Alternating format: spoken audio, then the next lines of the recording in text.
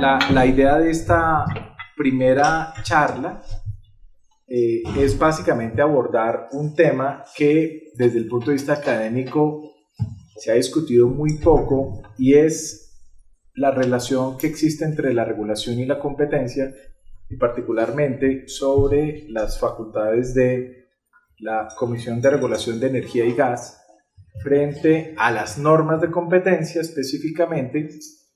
Y en ese sentido, en esta primera charla, los participantes quisimos hacerla con alguien que tratara de moderar, pero como todos tenemos algo que decir, decimos hagamos un conversatorio mejor donde todo el mundo pueda expresar su punto de vista.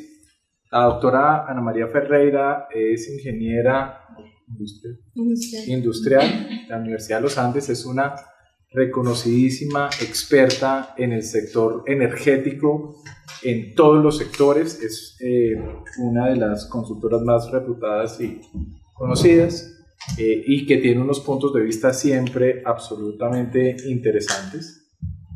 El doctor José Plata, que acaba de dejar la delegada de Energía y Gas, abogado javeriano, ¿cuántos máster tiene usted? En Economía y Derecho.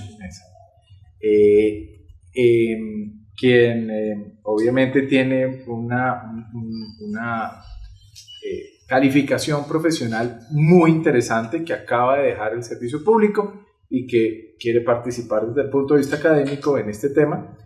Y yo, Ángel Castañeda, abogado del sector desde hace algún tiempo, que básicamente pues me ubico dentro del lado de las víctimas de esas aristas y de esos espacios en blanco que no están muy claros, tanto desde el punto de vista conceptual como de la resolución.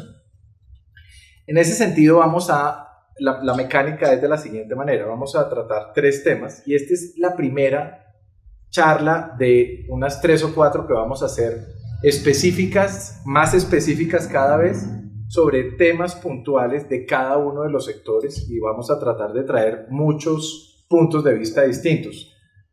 Vamos a tratar de traer al regulador para que defienda su punto de vista, etcétera, y que todos podamos irnos familiarizando con las razones de ser de ese tipo de intervenciones. Entonces, lo primero que vamos a mirar es desde un punto de vista general el tema de la competencia y la regulación,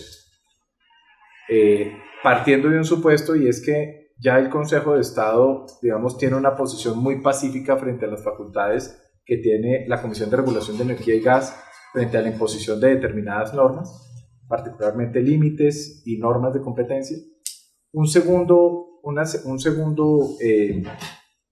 segunda parte de la charla se va a referir puntualmente a, dados la existencia de unos límites de integración vertical y horizontal, cómo debería actuar el regulador, cuál debería ser cómo debería el regulador imponer, si hay lugar a la imposición de estos límites o no, cuándo sí, cuándo no, cuáles son los pros y contras de esto, a qué riesgos nos vemos expuestos. Y un tercer tema que tiene que ver con la revisión de esas normas. Si esas normas deberían ser susceptibles de revisión periódica, dado que son limitaciones al derecho de empresa asociadas o introducidas dentro de la regulación como normas vinculantes. En ese sentido, le doy la palabra a las damas primero, a la doctora Anita, que está que se habla. Bueno, yo tengo un privilegio y es que no soy abogada, entonces puedo dar, digamos, esta discusión desde un punto de vista eminentemente económico y, digamos, también desde un punto de vista histórico. A nosotros se nos olvida muchas veces por qué surgió la ley 142 y por qué surgieron la ley 142 y 143 del 94 y por qué estábamos, digamos, en una situación donde francamente la prestación del servicio público estaba poniendo en jaque, digamos, la confiabilidad tanto del servicio público, digamos, eléctrico, como de los otros servicios públicos, en particular el del agua potable. Veníamos del racionamiento del 92, que es el racionamiento más duro que ha tenido este país, y se nos olvida un poco el espíritu de la ley. Y yo tuve el privilegio de estar en Planeación Nacional en el momento en que el doctor Jaime Ruiz era el senador ponente de la ley y el doctor Hugo Palacios era la persona que estaba ayudando a hacer la ley 142 y en su momento la ley 143.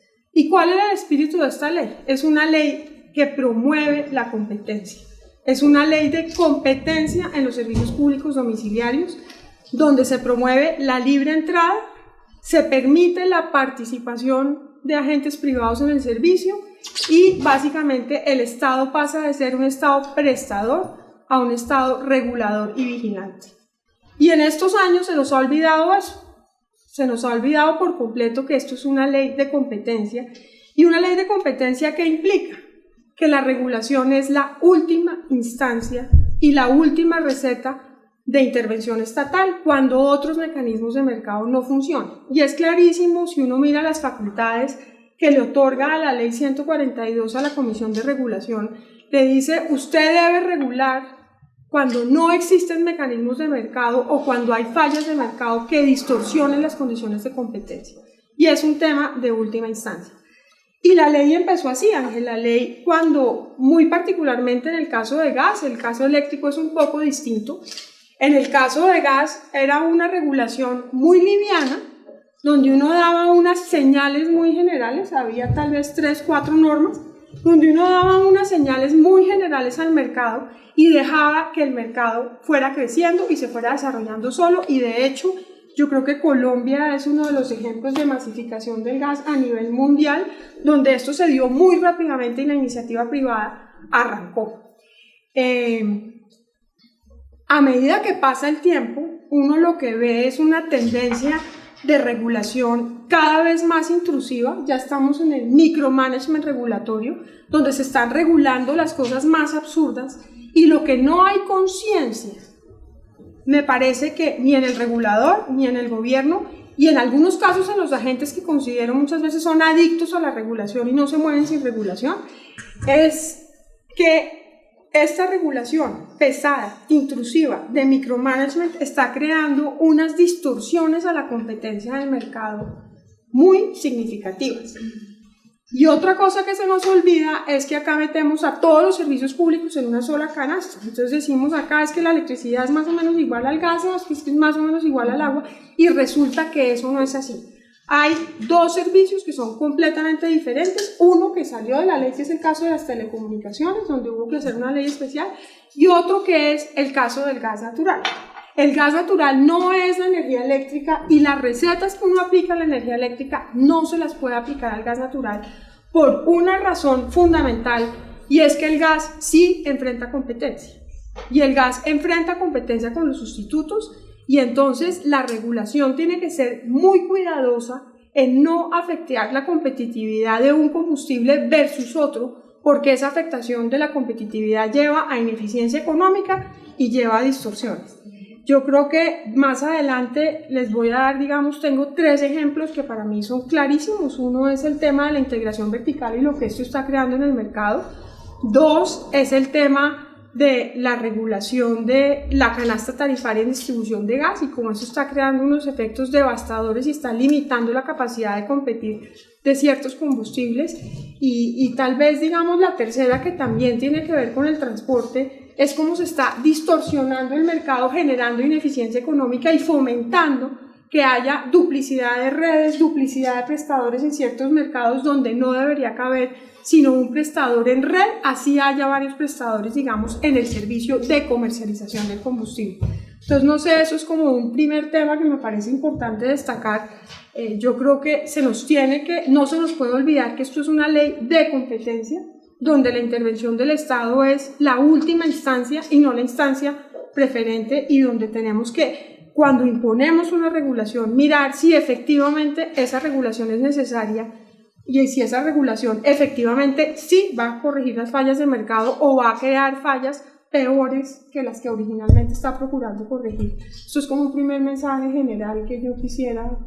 Como soy abogado, pero mi maestría es en economía, entonces simultáneamente estaré saltando de conceptos jurídicos a conceptos económicos.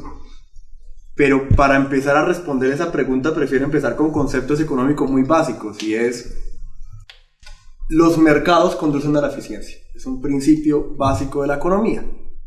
Pero hay fallas del mercado, y cuando hay fallas del mercado se justifica la intervención del Estado en la economía, siempre y cuando el Estado intervenga para mejorar la eficiencia.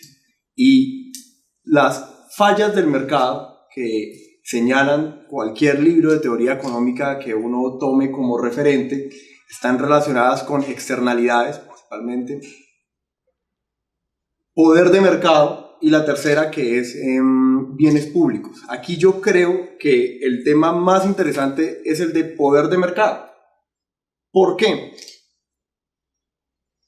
Porque por un lado, nosotros tenemos en esta cadena de valor la coexistencia de monopolios naturales con actividades que están en competencia. Específicamente en esta cadena de valor están los mercados de transmisión, de transporte, con los mercados de distribución, que son monopolios naturales y que coexisten en la cadena de valor con actividades en competencia como son la generación de energía, la producción de gas y la comercialización. Entonces, cuando coexisten en una misma cadena de valor actividades que son monopolio natural y actividades en competencia, se generan problemas de poder de mercado, y en esos escenarios de poder de mercado entonces se justifica que entre la regulación para lograr un punto más eficiente del que el mercado puede lograr por sí solo. Pero no es solamente ese el problema, no es solamente el problema de entender la cadena de valor y la coexistencia de monopolios naturales con actividades en competencia. También está la naturaleza del mercado, como lo es energía eléctrica y gas natural, en el sentido de que son industrias intensivas en capital. ¿Qué quiere decir eso?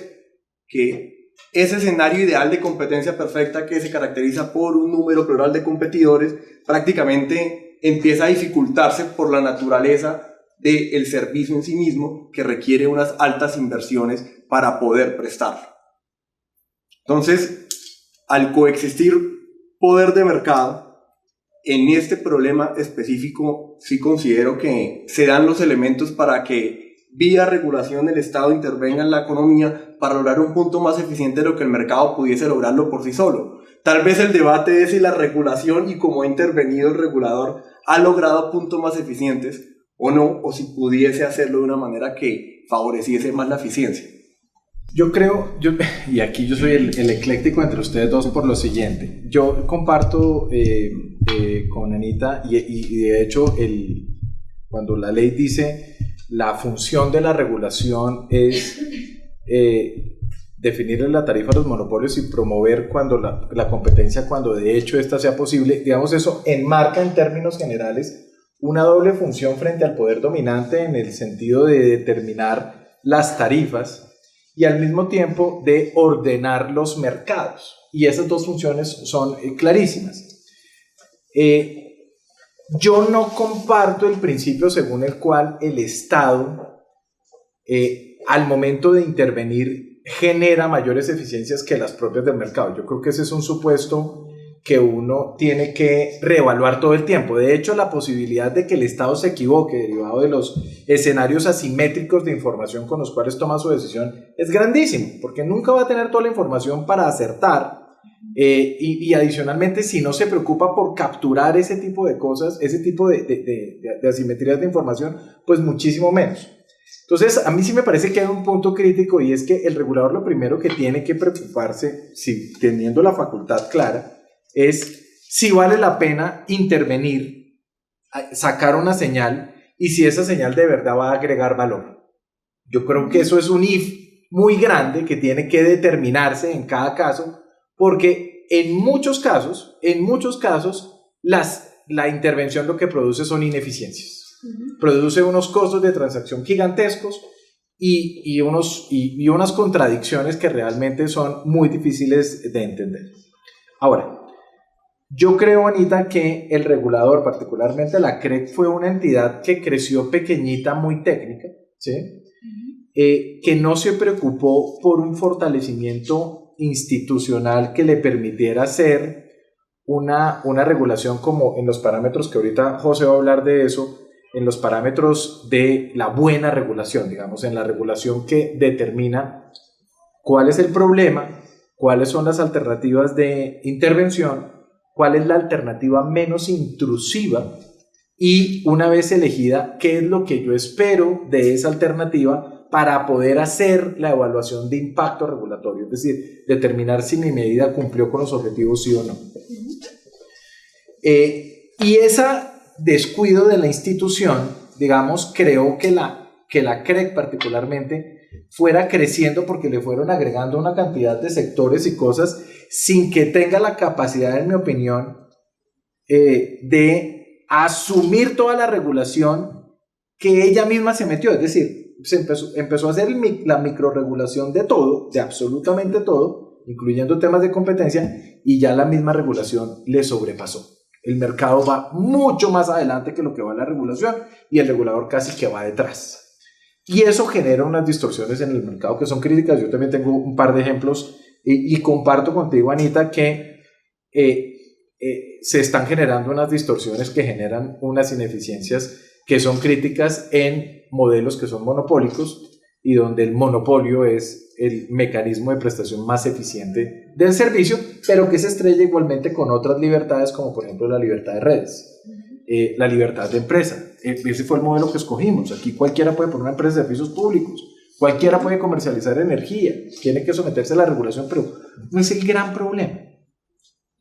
Y en ese sentido, me parece que estoy de acuerdo con Anita que hay unas distorsiones, y estoy de acuerdo con José en el sentido que el Estado tiene que corregir las fallas del mercado, pero creo que aquí nos fuimos para el otro lado y estamos en una sobreregulación. La agenda regulatoria tiene, hasta donde yo sé, un descalce de más o menos 1 año y medio en temas que son absolutamente críticos, y la regulación no tiene la capacidad de absorber toda la información del mercado que le permita mantener la regulación al día en ese sentido. No sé si alguno de ustedes tiene algo que agregar respecto de lo que se dijo, o si podemos pasar al segundo tema, sí, que ya son las normas específicas. No, a mí me parece, digamos, que hay como 2 cosas que yo agregaría. La primera es que al inicio de la regulación nosotros teníamos unas instituciones débiles. Entonces, digamos que la prevención del abuso de posición dominante, prevenir el abuso, se premió sobre hacer una vigilancia y control del abuso de la posición dominante. Y un poco esa primera regulación, estamos hablando de años 95, 96 y 97, tiene de trasfondo ese partir de tener unas instituciones nacientes, en el caso de la Superintendencia de Servicios Públicos, y en una institución, digamos, de competencia que era débil en su momento, que era la Superintendencia de Industria y Comercio, donde además esta Superintendencia de Industria y Comercio no tenía los dientes suficientes y ni siquiera tenía asignada la función de ser la vigilante de los servicios públicos. Entonces, un poco, y ahí sí puedo empezar a hablar de integración vertical, porque tiene que ver con eso, el por qué se impusieron límites a la integración vertical en gas. Yo creo que mucho tiene que ver con esas 2 variables. Una sensación de que había que promover la prevención del abuso, evitar la posición dominante y no un control y vigilancia del abuso de la posición dominante, que es el enfoque, digamos, más liberal y más de mercado que uno puede tener. Entonces, si uno mira, por ejemplo, en el tema de gas natural y en el tema eléctrico, hay un reconocimiento de la ley de que hay que desintegrar verticalmente, porque el transmisor de electricidad, por las mismas características de que la electricidad no se almacena, es quien asigna las rentas. El que decide quién despacha es el que decide quién tiene las rentas de generación. Y eso es una característica muy particular del sector eléctrico y está asociado a que no es posible a gran escala almacenar electricidad. Y eso implica una serie de restricciones de despacho, y por eso en la ley 143 sí hay unos clarísimos límites a la integración vertical, donde el transmisor o el que transmite grandes volúmenes de electrones tiene que ser totalmente independiente del mercado de generación y del mercado de comercialización. En gas esto no es así, los límites de gas no están en la ley 142, y lo que sucedió en ese momento es que, digamos, primero hay que entender por qué impone límites a la integración vertical.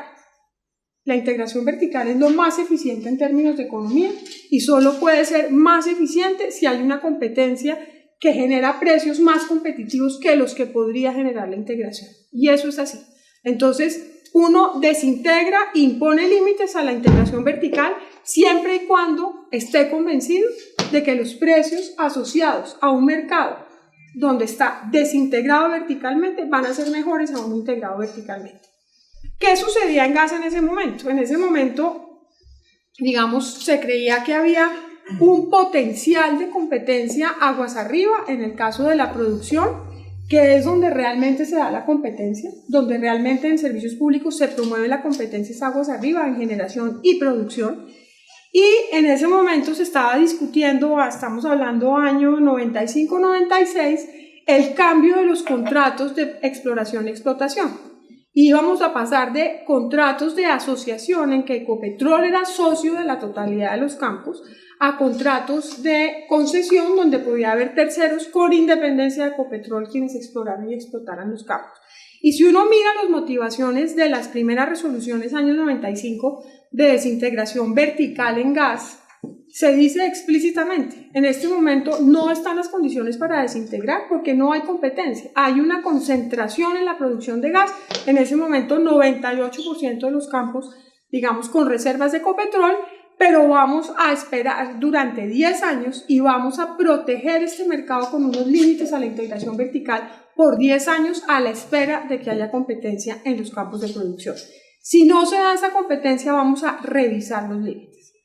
Y entonces, ¿qué se hizo? Se dijo, bueno, el productor no puede participar en más del 25% del transporte, el transportador no puede participar en más del 25% en distribución, y básicamente se crearon 3 eslabones: producción, comercialización, transporte, distribución y comercialización. Y el transportador quedó completamente aislado en su actividad de transporte. Pero como este es el país de Santander, con el respeto de todos ustedes abogados, hay un tema que se llaman los derechos adquiridos. Y entonces hay unos grupos económicos que tuvieron derechos adquiridos. Yo como economista, para mí el derecho adquirido es lo que usted tenía hasta esta fecha y no más que lo que usted tenía hasta esta fecha. Y en adelante usted cumple la norma. Acá eso no es así. Y entonces se permitió que unos grupos económicos sí pudieran operar integradamente y usted tiene una distorsión gigantesca entre unos grupos económicos y otros. Y acá con nombre propio, el grupo Promigas puede participar en transporte, puede participar en distribución, puede participar en comercialización mayorista, puede participar en comercialización minorista. El grupo Invercolsa también lo puede hacer y no lo pueden hacer EPM, no lo puede hacer Gas Natural de Bogotá y no lo puede hacer TGI. Entonces, cuando uno mira esto no desde el punto de vista jurídico, sino desde el punto de vista económico, y empiezan a mirar los mapas donde hay más concentración de la oferta, que es donde debería haber restricciones a la integración vertical, es en el interior. Entonces, donde la oferta está totalmente concentrada en Ecopetrol, 98% de la producción en cabeza de Ecopetrol, usted tiene un transportador desintegrado verticalmente e independiente. Y en la costa, que es donde tiene más pluralidad de oferta, tiene un transportador que puede participar en todas las actividades de la cadena. Entonces, lo primero que uno mira desde el punto de vista económico, esto es al revés de lo que dicta la teoría económica. La teoría económica dice donde hay competencia el transportador tiene que ser independiente y donde no hay competencia permita la integración. Y estamos en el escenario exactamente opuesto. Entonces, no solamente no se revisaron los límites a los 10 años, sino que sucedió algo peor. Y es que empezaron los de la CREC a permitir la integración vertical precisamente en los 2 eslabones donde puede haber competencia. Y entonces se dijo, no, el distribuidor puede hacer redes de transporte tipo 2, y entonces el distribuidor se volvió transportador. Estamos protegiendo la distribución, la comercialización aguas abajo, y estamos permitiendo que un integrado verticalmente participe, entonces perfecto. Y hasta ahí uno dice, bueno, puede haber problemas, digamos, de inversiones en las redes, y puede ser eficiente que el distribuidor haga redes de transporte, pero no, este año dijimos, es que el productor también puede hacer redes de transporte. Y el productor puede llegar incluso hasta la puerta de un domicilio. Y ahí sí nos enloquecimos. Si uno va a proteger la competencia con reglas de integración vertical, pues lo último que usted permite es que donde quiera hacer competencia el productor empiece a competir con redes de transporte. Entonces, a mi juicio, esto ha creado unas distorsiones gigantescas. Yo les voy a dar un ejemplo. En Sogamoso, por ejemplo, hay un campo menor, hay una red de distribución que tiene 17 años, ahí está la red de distribución, está conectada al tubo de transporte, no puede hacer nada sino cobrar la tarifa de transporte porque todo esto está súper regulado y entonces usted tiene que cobrar la tarifa de transporte.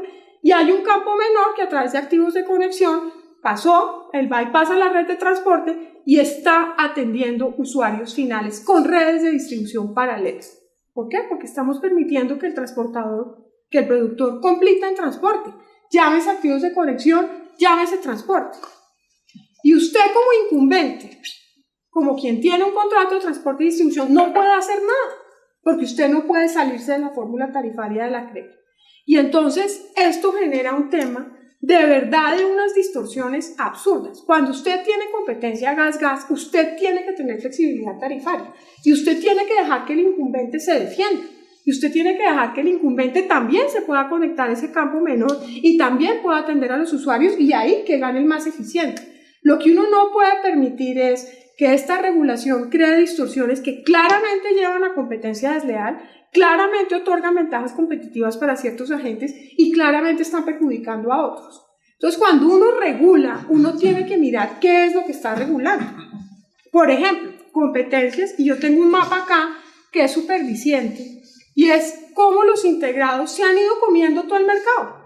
Claro, porque es que los integrados, si yo voy a atender un municipio y yo tengo una empresa distribuidora, claramente yo tengo unas ventajas competitivas gigantescas, porque estoy repartiendo los riesgos, estoy haciendo un sistema de expansión mucho más eficiente que un transportador independiente que tiene que sentarse esperando ahí a que aparezca un distribuidor y le diga, oiga, es que a mí se me ocurrió atender este municipio o este otro. Entonces, sí hay unas competencias de crecimiento orgánico entre integrados y no integrados, pero más grave es que también hay competencia por el mercado. No es un secreto, Invercolsa estuvo a la venta hace tal vez 2 años. Si Invercolsa lo hubiera comprado ETM, tenía que salir a vender la mitad de los activos que compraba.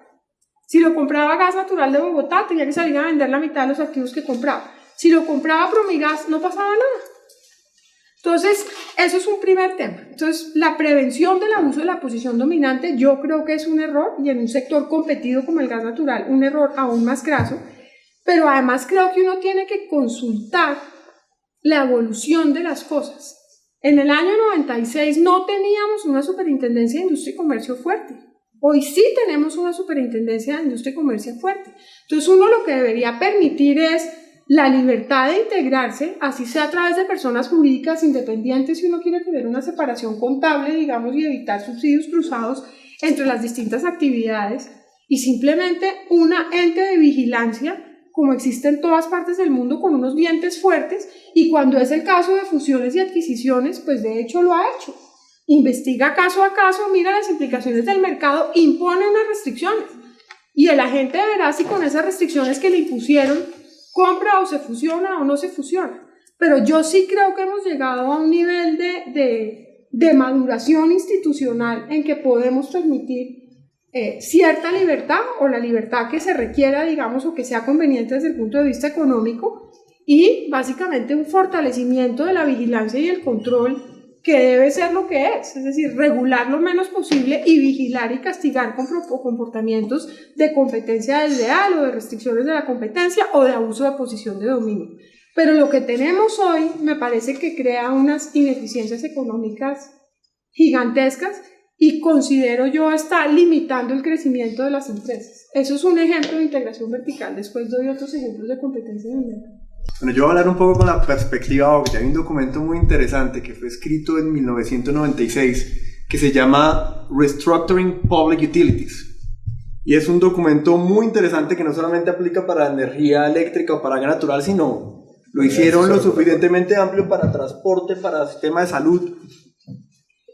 Y en ese documento fijan una posición con la cual estoy muy de acuerdo, y es que cuando el problema es de riesgos de exclusión, en donde quien es dueño de las redes, pero al mismo tiempo compite, tiene el poder de excluir del acceso a las redes para dejar a un competidor competir en igualdad de condiciones, y para competir en ese mercado usted tiene que acceder a esas redes, la recomendación que yo doy es separación de actividades. El punto es cómo lograr esa separación de actividades. Y ahí, siempre a nivel de derecho de la competencia, se establecen dos tipos de alternativas para darle solución a un problema. Lo primero son los remedios estructurales, las alternativas estructurales, y la segunda son las obligaciones comportamentales. Entonces empieza la OCDE diciendo, bueno, yo les digo cuál es mi recomendación. Mi recomendación es acá, siempre va a haber un problema de abuso de exclusión. Si yo para competir debo conectarme a la red y el dueño de la red no me quiere dejar conectar, pues porque si me deja conectar, prácticamente estoy dejando un nuevo competidor entrar al mercado. Pues ¿qué va a hacer? Pues obstaculizarle la conexión. Ahora uno dice, pues qué fácil, pues pongo una obligación de no obstaculice la conexión. Y ahí es donde mi experiencia, estando en la Superintendencia de Industria y Comercio y luego en la Superintendencia de Servicios Públicos, es que no hay nada más difícil que encontrarle una salida a todas y cada una de las excusas a las cuales puede acudir alguien que es propietario de una red de transmisión y de transporte frente a la razón por la cual no deja conectar a alguien que quiere, alguien que necesita estar conectado para competir. Entonces, por eso, consciente de la situación, la OCDE dice, bueno, señores, si acá el problema es de abuso de exclusión, yo voy a darles a ustedes, en mis recomendaciones, países OCDE, un menú de alternativas. Primero, yo les recomiendo la separación estructural de actividades. ¿Eso qué es? Un remedio estructural se caracteriza porque usted le mete mano a los derechos de propiedad. ¿Qué quiere decir eso? Si usted es transmisor, que es un monopolio natural, o si usted es un distribuidor, que es un monopolio natural, pues usted no puede ser propietario de ninguna empresa que participe en generación o en comercialización, porque son actividades en competencia. Entonces, lo que la gente dice es, cada niño con su boleta. Si usted compró la boleta y usted es propietario de una red, pues se queda con esa red. Pero es que me parece muy atractivo el mercado de generación, o muy atractivo el mercado. No, cada niño con su boleta, señor. Su derecho de propiedad se reduce a el monopolio natural. Usted no puede estar con lo mejor de los dos mundos. Juego en el mercado de monopolista natural y luego me beneficio o apalanco mi posición de monopolista natural para ganar ventajas competitivas en el mercado en competencia. Entonces ese es el remedio estructural, que es el que recomienda la OECD. Pero siempre cuando uno está en el mundo de las autoridades de competencia le dice, bueno, pero ojo, porque finalmente cuando usted como autoridad se mete con derechos de propiedad, usted como regulador entra a decir usted puede y no puede, pues finalmente está siendo muy intervencionista en el mercado. Hay una segunda alternativa, que son las obligaciones de comportamiento. Y las obligaciones de comportamiento es, no se porte mal. Pero es muy difícil decirle a alguien que no se porte mal cuando tiene todos los incentivos para portarse mal. Entonces, eso era lo que uno vivía siempre como autoridad. De hecho, lo vivía yo mucho en la autoridad en Superintendencia de Industria y Comercio. Una integración. Entonces uno decía, uy, me preocupa esto. Bueno, entonces, ¿qué condicionamiento le pongo para superar la preocupación que yo tengo como autoridad? ¿Qué propone la OCDE cuando dice, bueno, y Ana María tiene un muy buen punto, la OCDE también reconoce que la integración vertical tiene unas eficiencias. Entonces también dice, si usted se pone muy agresivo como Estado, a partir absolutamente cada eslabón de la cadena, lo que está haciendo es también eliminar posibles eficiencias en el mercado.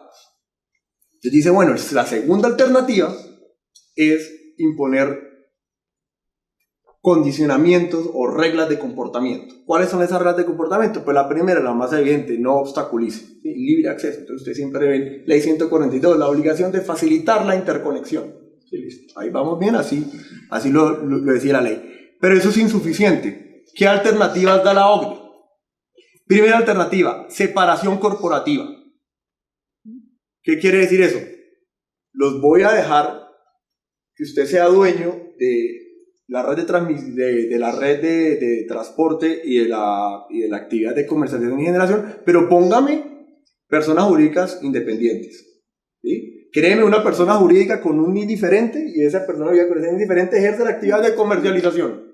Luego, le gusta mucho también su actividad de distribuidor. Bueno, pues constituya otra persona jurídica con otro NID diferente y ¿Qué exige? Entonces ponga personas diferentes en cada persona jurídica, establezca murallas chinas, asegúrese que no haya flujo de información confidencial entre una actividad y la otra, y muy importante, lo que se llama es, no permite cruzar, se llama interlocking directorates, no permita que entonces el mismo gerente se siente en una empresa y luego salga de ahí, cruce la calle y se siente en la junta directiva de la otra actividad. Es como, pártalo, manéjelas como empresas separadas.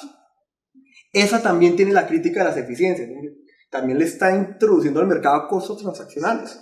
De crear, cada persona jurídica tiene un costo de transacción, tiene un costo. ¿Cuál es la tercera alternativa, que es finalmente la que dice la OCDE? Bueno, pues si ustedes, países OCDE, para ser dignos de la OCDE, no han avanzado en la separación estructural, no han avanzado en la separación corporativa, les voy a dar la última alternativa, que es la separación funcional. Les voy a permitir que sea una misma persona jurídica, pero les voy a exigir que cada unidad de negocio se maneje de una manera independiente. Entonces le exijo mucho en sus políticas de cumplimiento, sus políticas de compliance, para que se mantengan esas murallas chinas, y se ponen reglas muy estrictas para asegurar que el personal que trabaja en una unidad de negocio finalmente no termine trasladando información sensible a la otra unidad de negocio.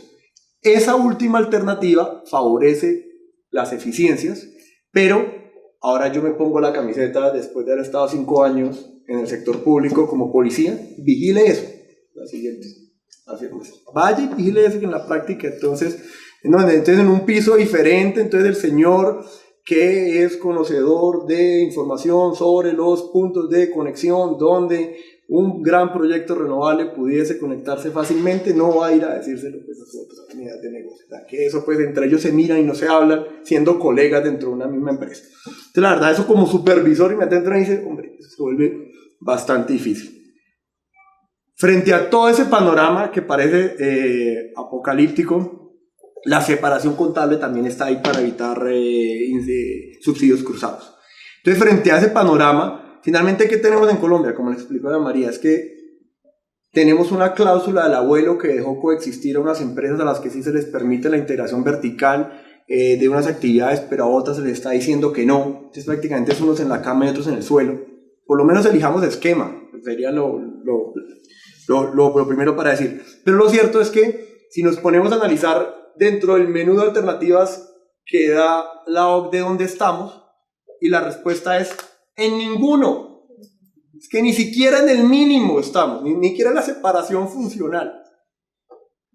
Y esa es la importancia de la borrador de resolución que se puso a discusión de la CREC 105 de 2018. Está nuevamente retomando eso. Hombre, pues ya somos país OCDE, por lo menos dentro del menú OCDE, acogamos lo mínimo que nos está sugiriendo, que es la separación funcional. Entonces, toda esta historia, para comentarles que, y Ana María también hizo una afirmación muy interesante, dijo, en su momento cuando se consiguió el mercado, se consiguió en apartar el transporte. Aquí lo que preocupa es el transporte.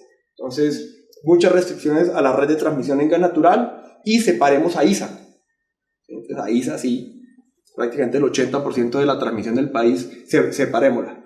La generación se conectaba para esa época a la red de transmisión. Hoy en día, con la llegada de los renovables, es cuando este tema está haciendo aguas. Porque finalmente todo el concepto de generación distribuida y toda la innovación disruptiva del prosumidor, ese prosumidor, ¿a qué se conecta? Al sistema de transmisión, al sistema de distribución.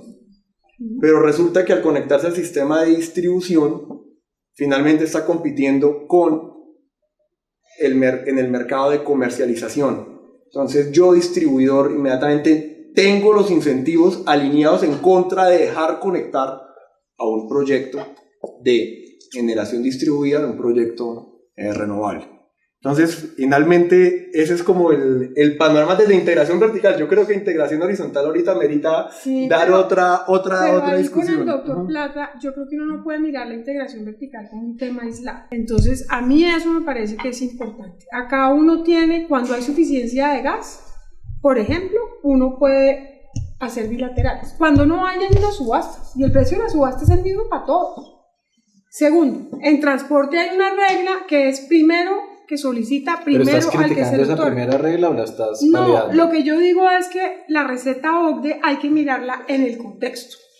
Y hay que mirarla en el contexto en el que se da. A mí que alguien me demuestre que la formación de precios del gas en Barranquilla es más eficiente o menos eficiente porque existe integración vertical en Barranquilla versus en Bogotá que no existe.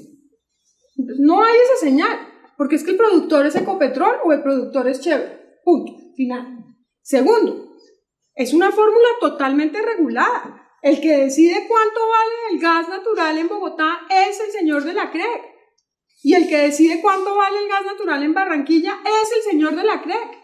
Entonces no hay un mercado en competencia que esté formando los precios, hay una regulación de precios y hay una regulación de primero en solicitar, primero en ser otorgado. Entonces yo realmente creo que mirar la OCDE como un tema aparte, pues no es relevante si uno no mira el contexto del mercado en el cual se aplica esa regulación. Entonces ahí es donde yo digo, hombre, y para mí la energía eléctrica es muy distinta al gas natural. Es que el gas natural enfrenta competencia. Es que acá cuando llegó el crudo a $40 se perdió el 25% de la demanda de gas natural vehicular. Fue así de fácil. ¿Por qué? Porque tanquear con gasolina o con diésel era más barato que tanquear con GNV. Punto. Y se perdió el 25% de la demanda y recupere usted esa demanda. Entonces, si uno desconoce el hecho de que el gas natural sí compite, ¿y con qué compite? Con carbón, con fuel oil, con GLP, con diésel, con gasolina.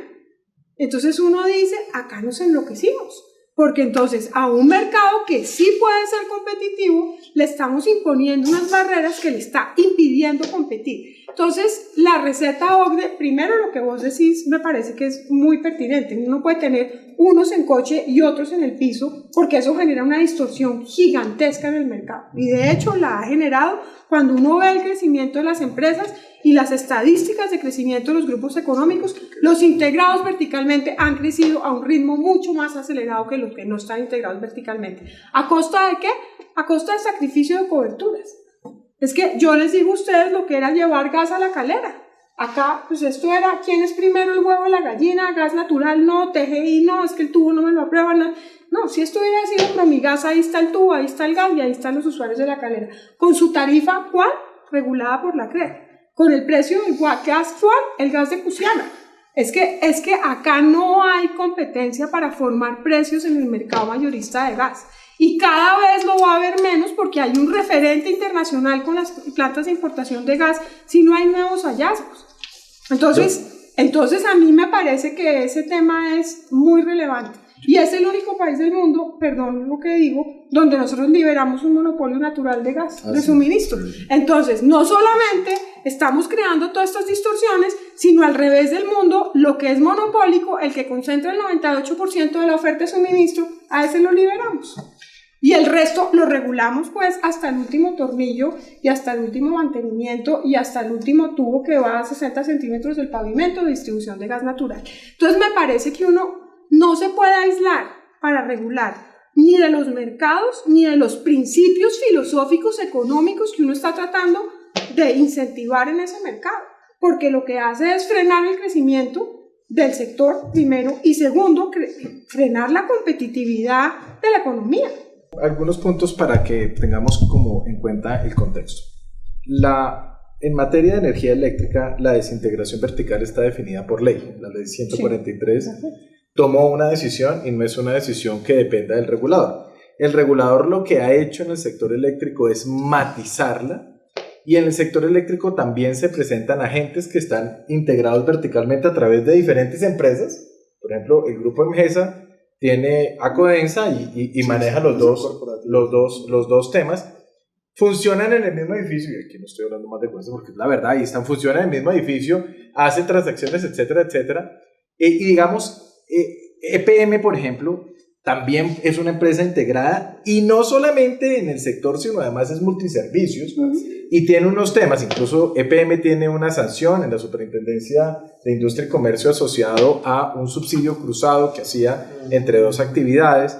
Es decir, digamos, el tema es, a lo que voy es a lo siguiente: en materia de energía eléctrica hay una desintegración vertical, Y lo que resulta absolutamente curioso es que cuando el regulador intentó defender esa desintegración vertical, definiéndole el tema OCDE, un poco para hacer la defensa del regulador, que dijo, el regulador en esa resolución de transmisión dijo, cada niño con su boleta.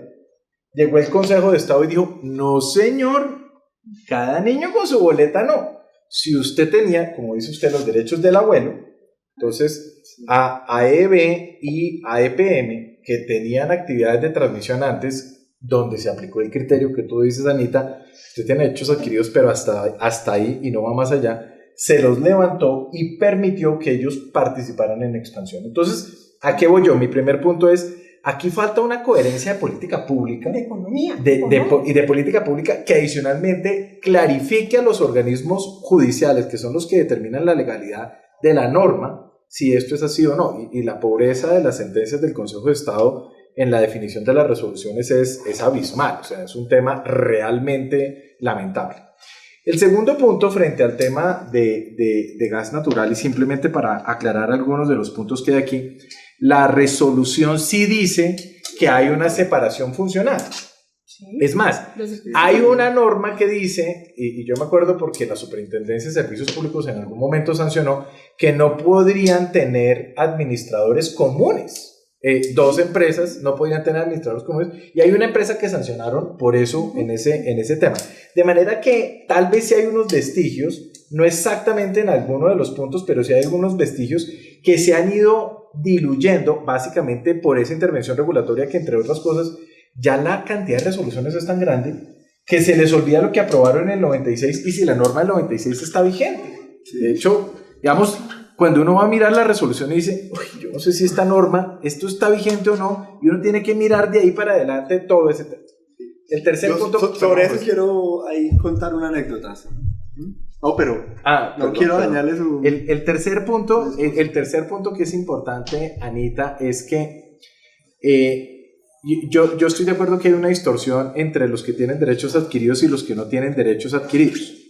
Pero la pregunta, dado esa realidad, porque es que eso es Constitución Nacional y pues es un poco difícil decir que no hay unos derechos adquiridos derivados de eso, si no hay unas medidas de carácter regulatorio que uno pueda implementar sobre eso. Y ahí quiero hacer un tema que es crítico. Anita tiene razón, y yo participé en algunas de esas resoluciones cuando estaba en la CREC. Cuando la CREC sacó todas las resoluciones de integración vertical, la SIC era un cero a la izquierda. Sí, claro. Aquí la gente se integraba, y aquí ese tema de las prácticas restrictivas de la competencia, eso no pegó.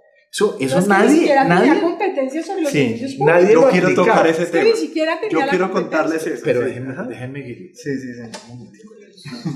Entonces, el punto es que la Superintendencia de Industria y Comercio no existía, no tenía músculo, las sanciones eran absolutamente pequeñas, y el regulador y la superintendencia era débil.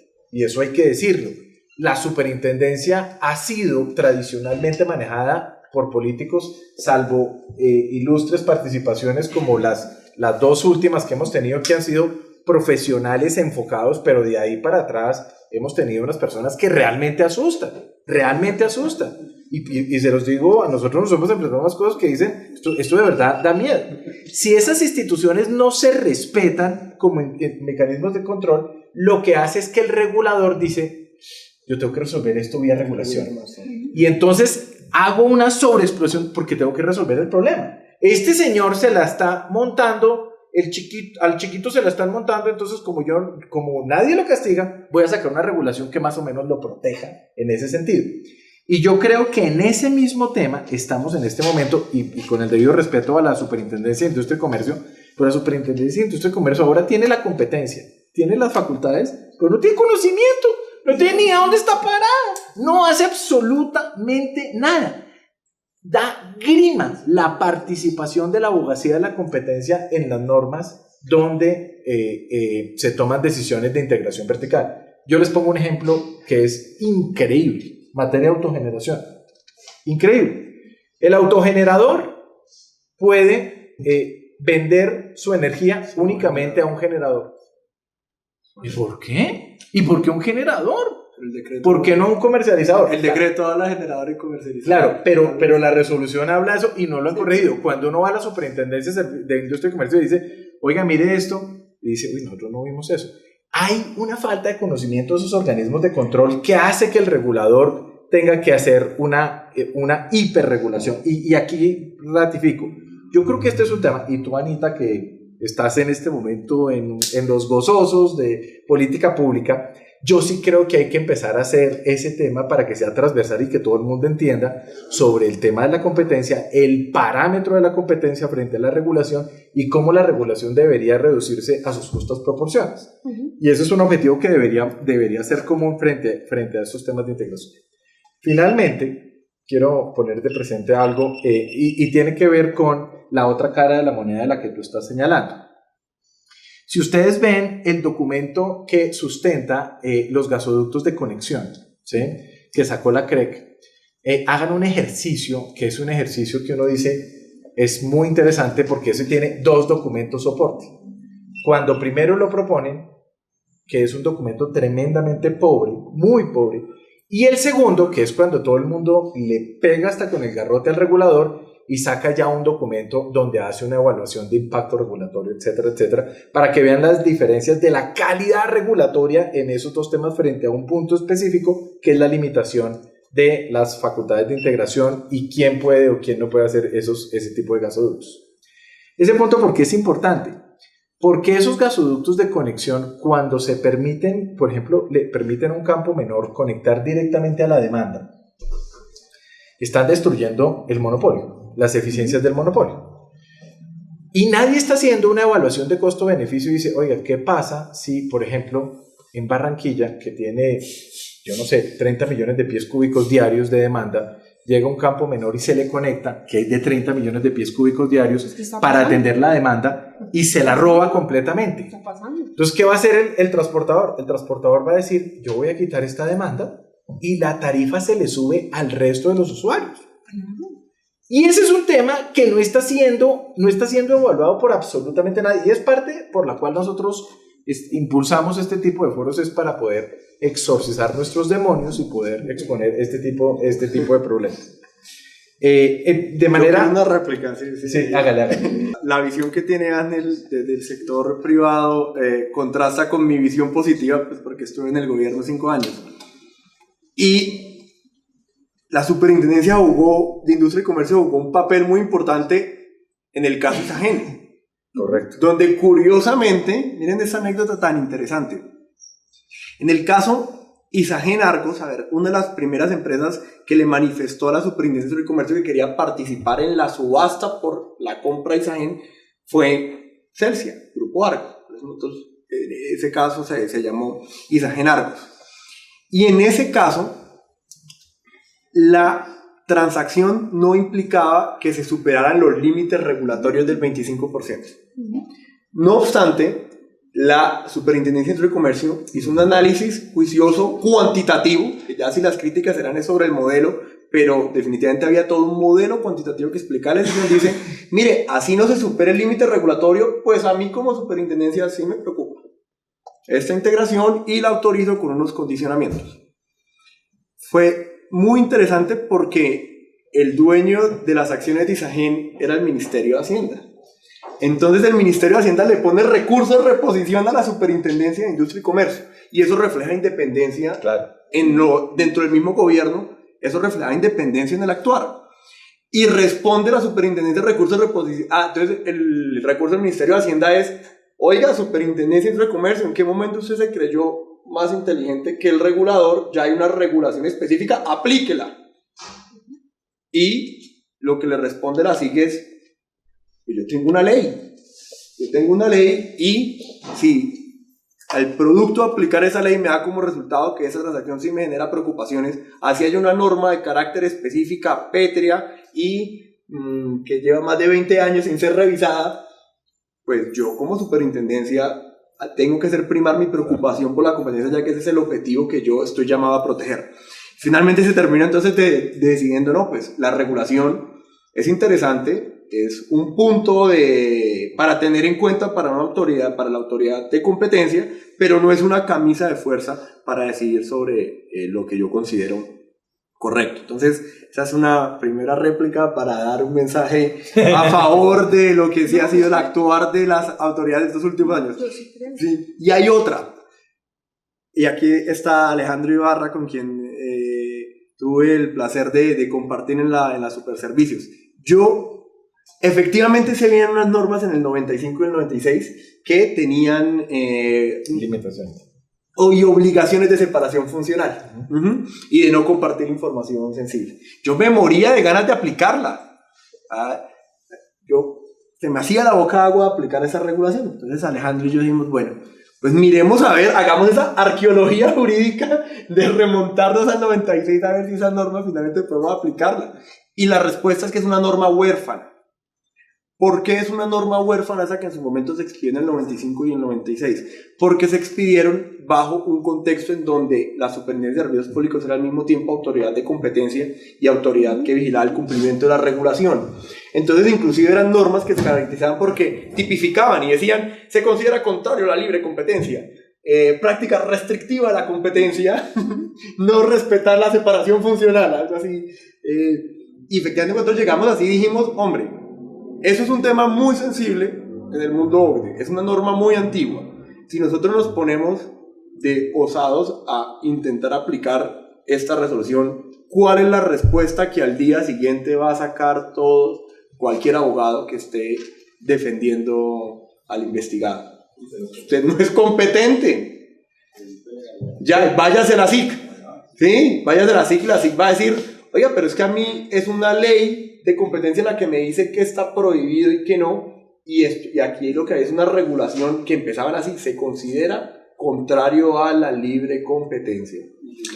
Pero sí.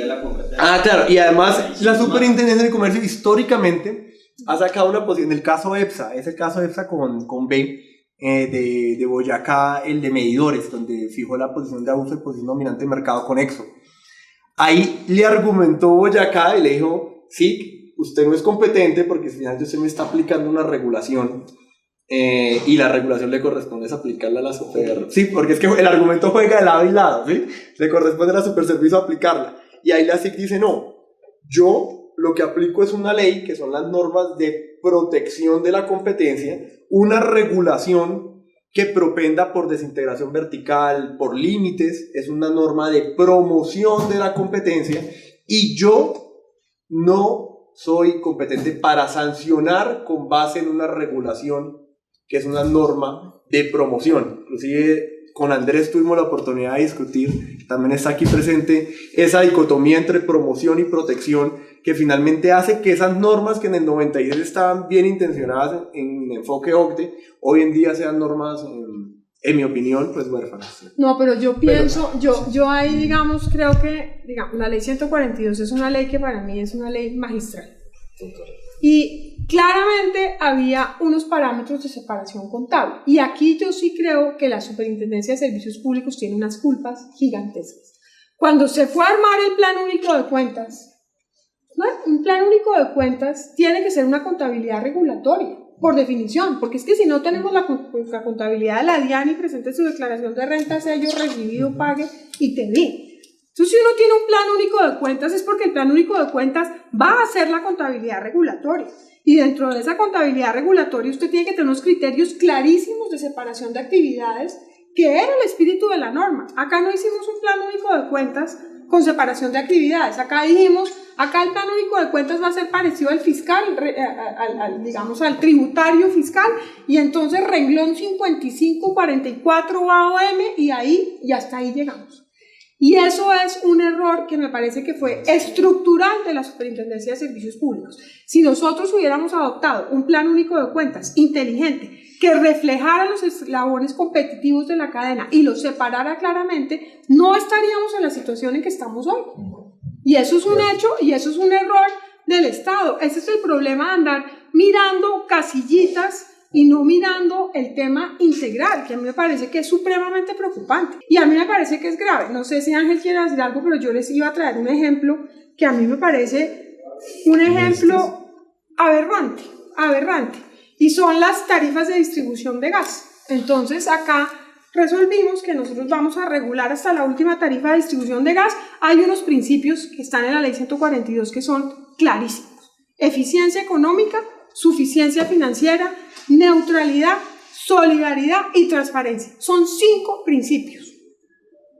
Y entonces acá resolvimos que es que las industrias sistemáticamente tienen que subsidiar a las residencias.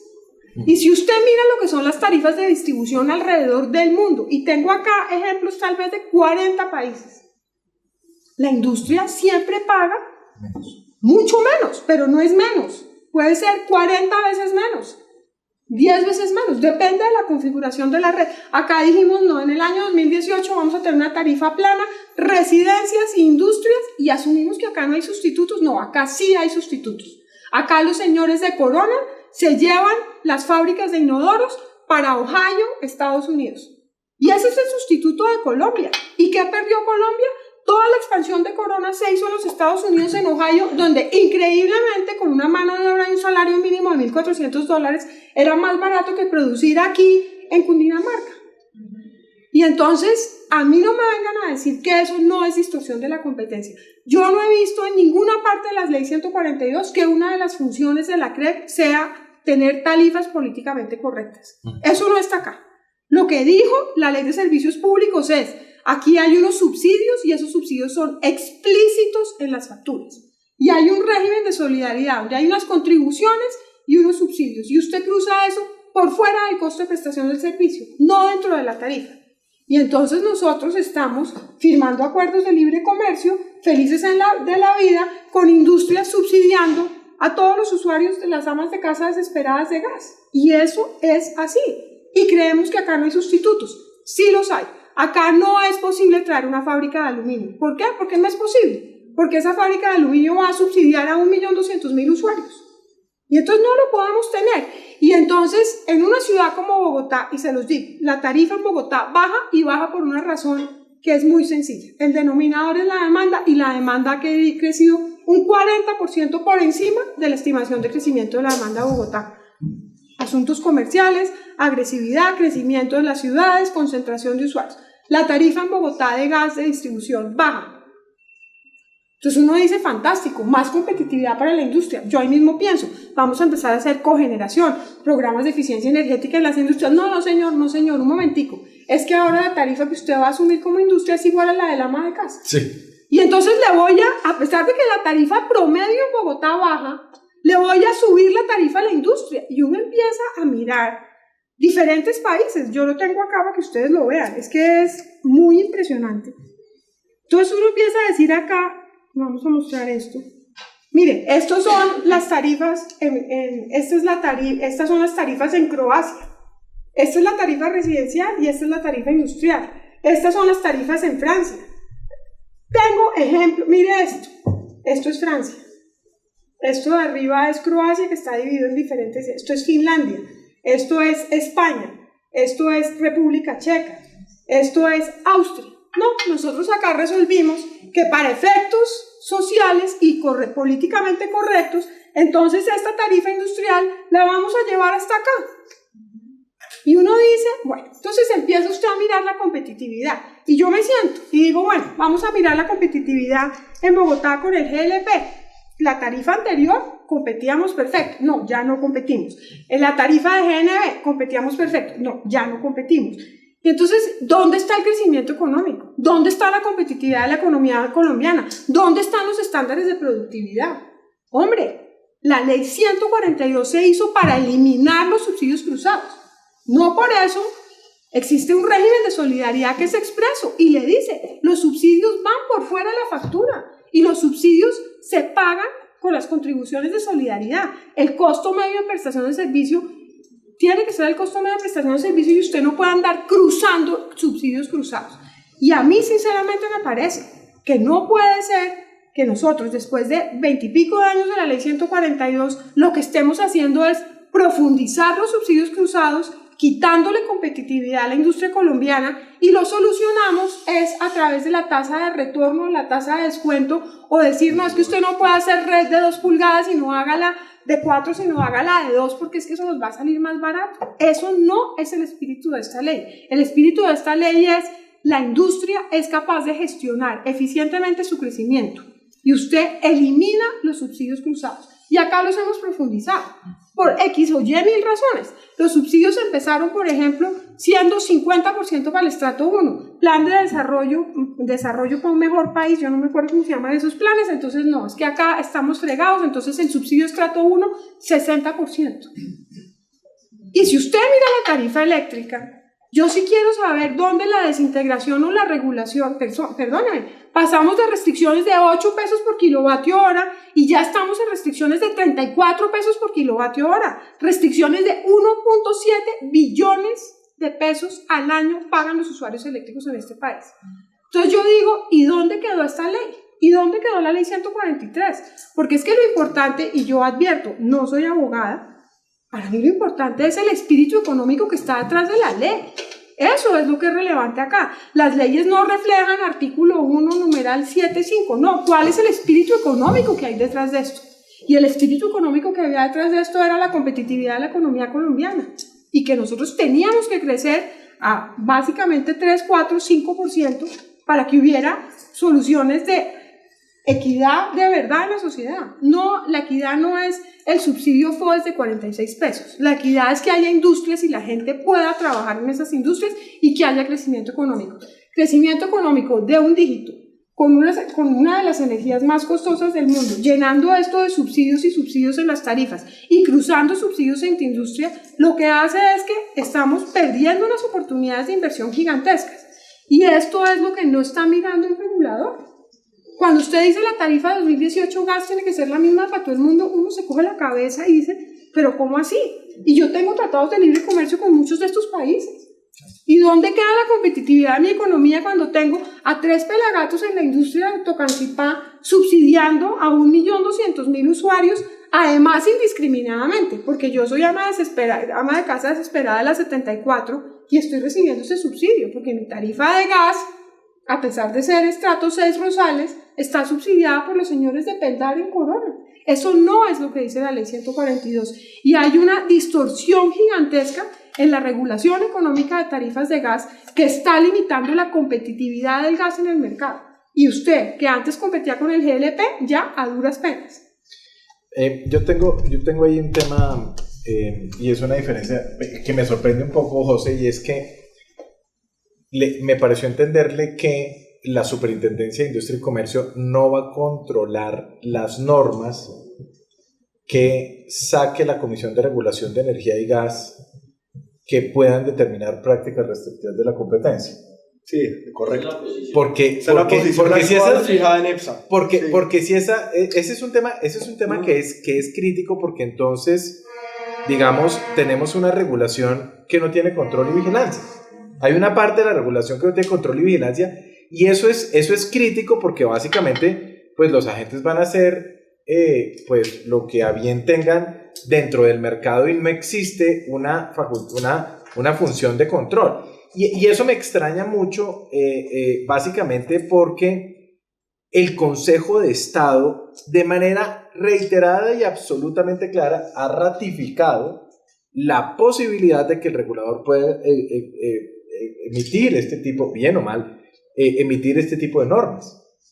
No es una sentencia, ya son como 8 sentencias, en el cual le dice, sí señor, usted tiene la facultad de expedir normas para prevenir el abuso de posición dominante, como una facultad ex ante que incluso no tiene el mismo nivel desde el punto de vista probatorio que puede tener una norma de control y vigilancia. Es decir, el regulador no tiene que probar de hecho que hay un abuso de posición dominante, sino simplemente que hay la posibilidad del abuso de posición dominante. Y eso es lo que ha dicho el Consejo de Estado. A mí me preocupa eso porque entonces, de alguna manera, la SIC está dejando una parte de la regulación crítica, absolutamente crítica, sin la otra parte que lo hace eunuco, como usted llama, una norma huérfana. Y eso digamos, yo no lo tenía tan claro en un pronunciamiento oficial en ese sentido, y yo creo que ahí hay una falta de la superintendencia. Sí, pero digamos, no sé si es en qué tipo de, si es en ejercicio de control de...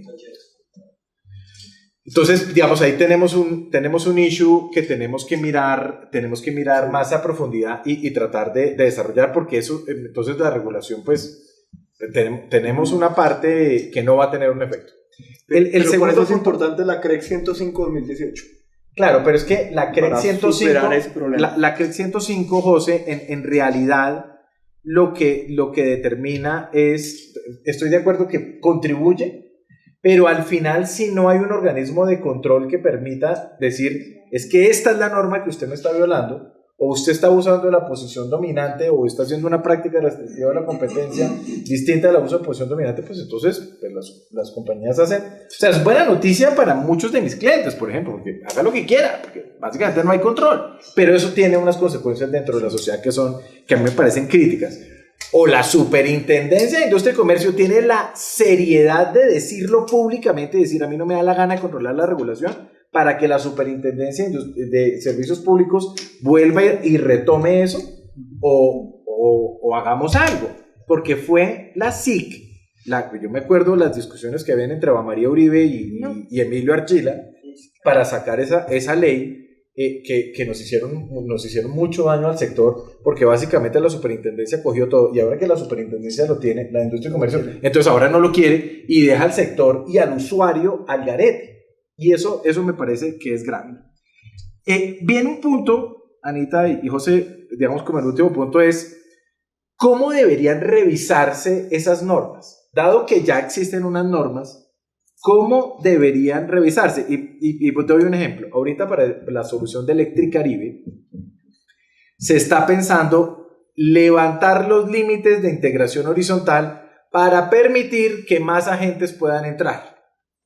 Esto significa que agentes que, por ejemplo, Codensa pueda comprar Electricaribe. Para que tengan una cifra en la cabeza que me sorprendió muchísimo, yo no la tenía tan clara. El precio de la energía de los mercados que no están integrados verticalmente, el precio de compra es menor que los que están integrados verticalmente. Entonces uno dice, oiga, aquí está pasando algo, porque estos señores que están integrados verticalmente están aprovechando que tienen la demanda amarrada para optimizar sus negocios de generación. Y eso también está muy mal, porque es un efecto negativo de las actividades que se integran en una sola empresa o en un grupo empresarial. Y eso genera, claro, aumenta la competencia, nos soluciona un problema político que tenemos y un problema social que tenemos con Electricaribe, pero se justifica la revisión de eso, tiene efectos derivados de eso. Hay un riesgo que se denomina el riesgo muy grande, el too big to fail, el muy grande para que falle. ¿Qué pasaría con eso? No sé usted qué piensa, José. Bueno, yo ahí lo que hago es paso la página, porque hasta ahora toda la discusión se ha enfocado en la integración vertical, ¿sí? Ahora este caso es si le ponemos límites a la integración horizontal. Acá ya estamos hablando es si del generador o del comercializador que está en una actividad de competencia puede tener una participación de mercado mayor a o menor a. Históricamente, en el caso de energía eléctrica, hay un límite que es el del 25%. Le está diciendo, usted puede ser el mejor del mercado, usted puede ser el más eficiente, usted puede ser el duro, pero llega hasta 24,99999 de cuota de mercado. Eso es lo que es la norma. En gas no existe. Entonces es importante tener esa relación. Entonces, cuando hablamos del límite al crecimiento de la cuota de mercado de una empresa, estamos hablando a restricciones a la integración horizontal. Y ahí yo le cuento nuevamente la visión OCDE y luego la visión OCDE que yo tuve oportunidad de conocer cuando estaba en Industria y Comercio, y luego cómo esa visión OCDE me cambió o la maticé cuando pasé a super servicios, ¿sí? Nuevamente esto es anecdótico. Entonces, a ver, la OCDE tiene toda una guía de análisis de impacto de la competencia que puede tener una nueva regulación. La lógica de eso es, toda nueva regulación tiene que pasar por Industria y Comercio, por Superintendencia de Comercio, para que antes de ser expedida, la SIC alce la mano y advierta algo potencialmente riesgoso frente a la competencia y no sea expedida entonces la regulación. dentro de esas guías que tiene la OCDE para hacer análisis de impacto de la competencia, advierte con mucha preocupación toda aquella regulación que limite los incentivos de una empresa para competir agresivamente en un mercado. Y expresamente, dentro de las regulaciones que limitan el deseo de una empresa de competir agresivamente en un mercado, lo dice expresamente la OCDE, los límites de participación. Los límites de participación. Yo, OCDE, digo que eso no me gusta. ¿Y por qué no me gusta?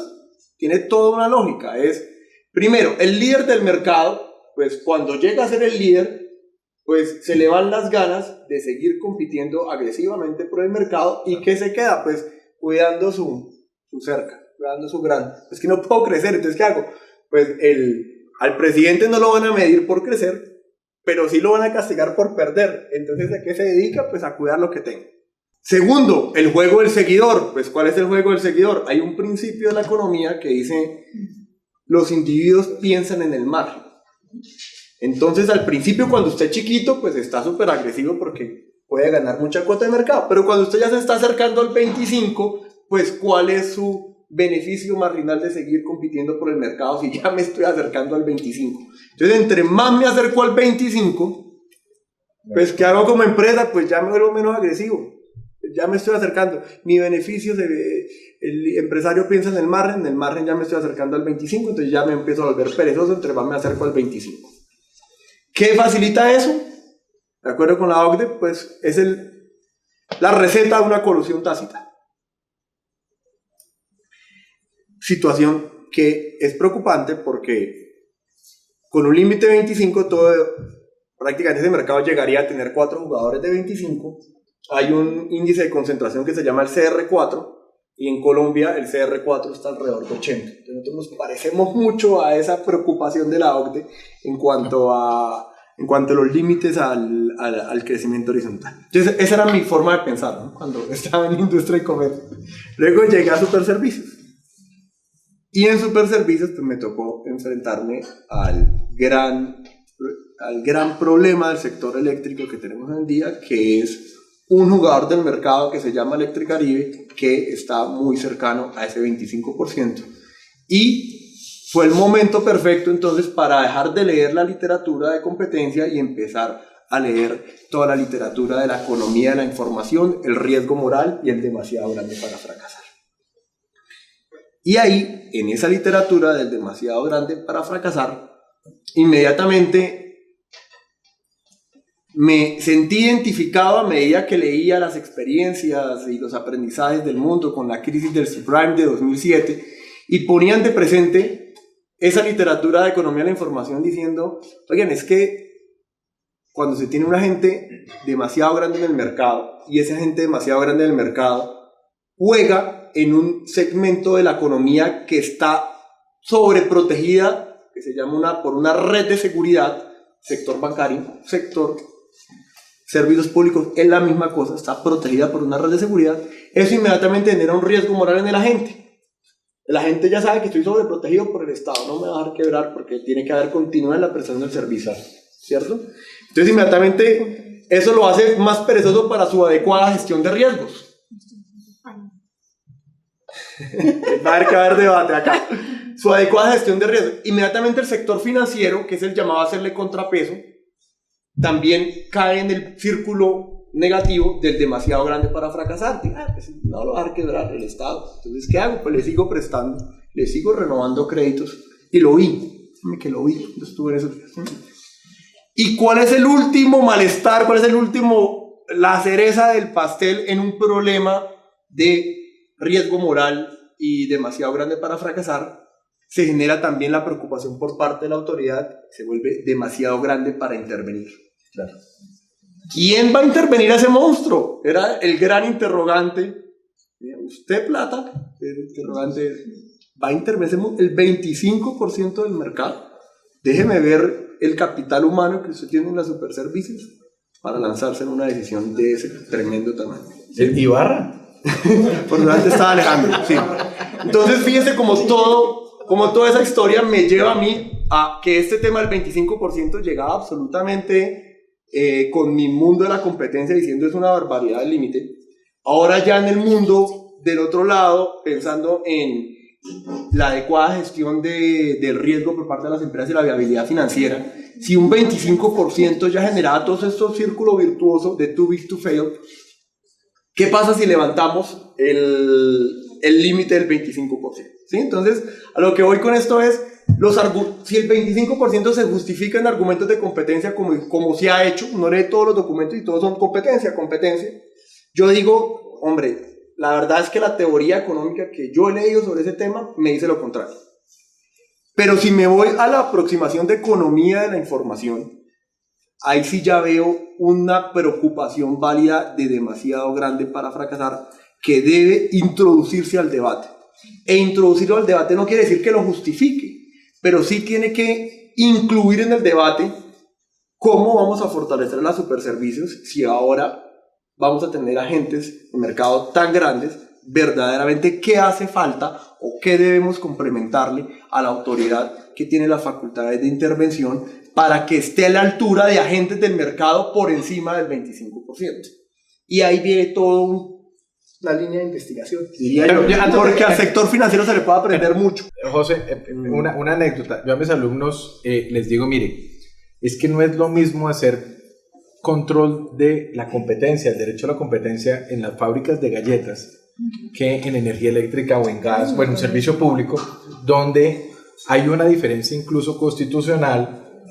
El 333 está antes del 334 y el 334 de la Constitución Nacional dice que los servicios públicos son la razón de ser del Estado y que tienen que regularse de acuerdo con una racionalidad económica, que es tu punto, Anita, para ponerte el tema.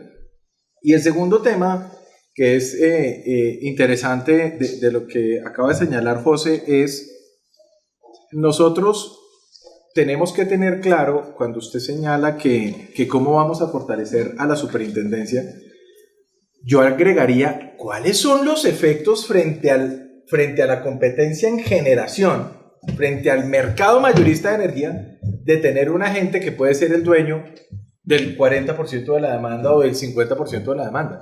¿Cuál es el poder que él tiene de compra y cómo pueden empezar a manipular los riesgos?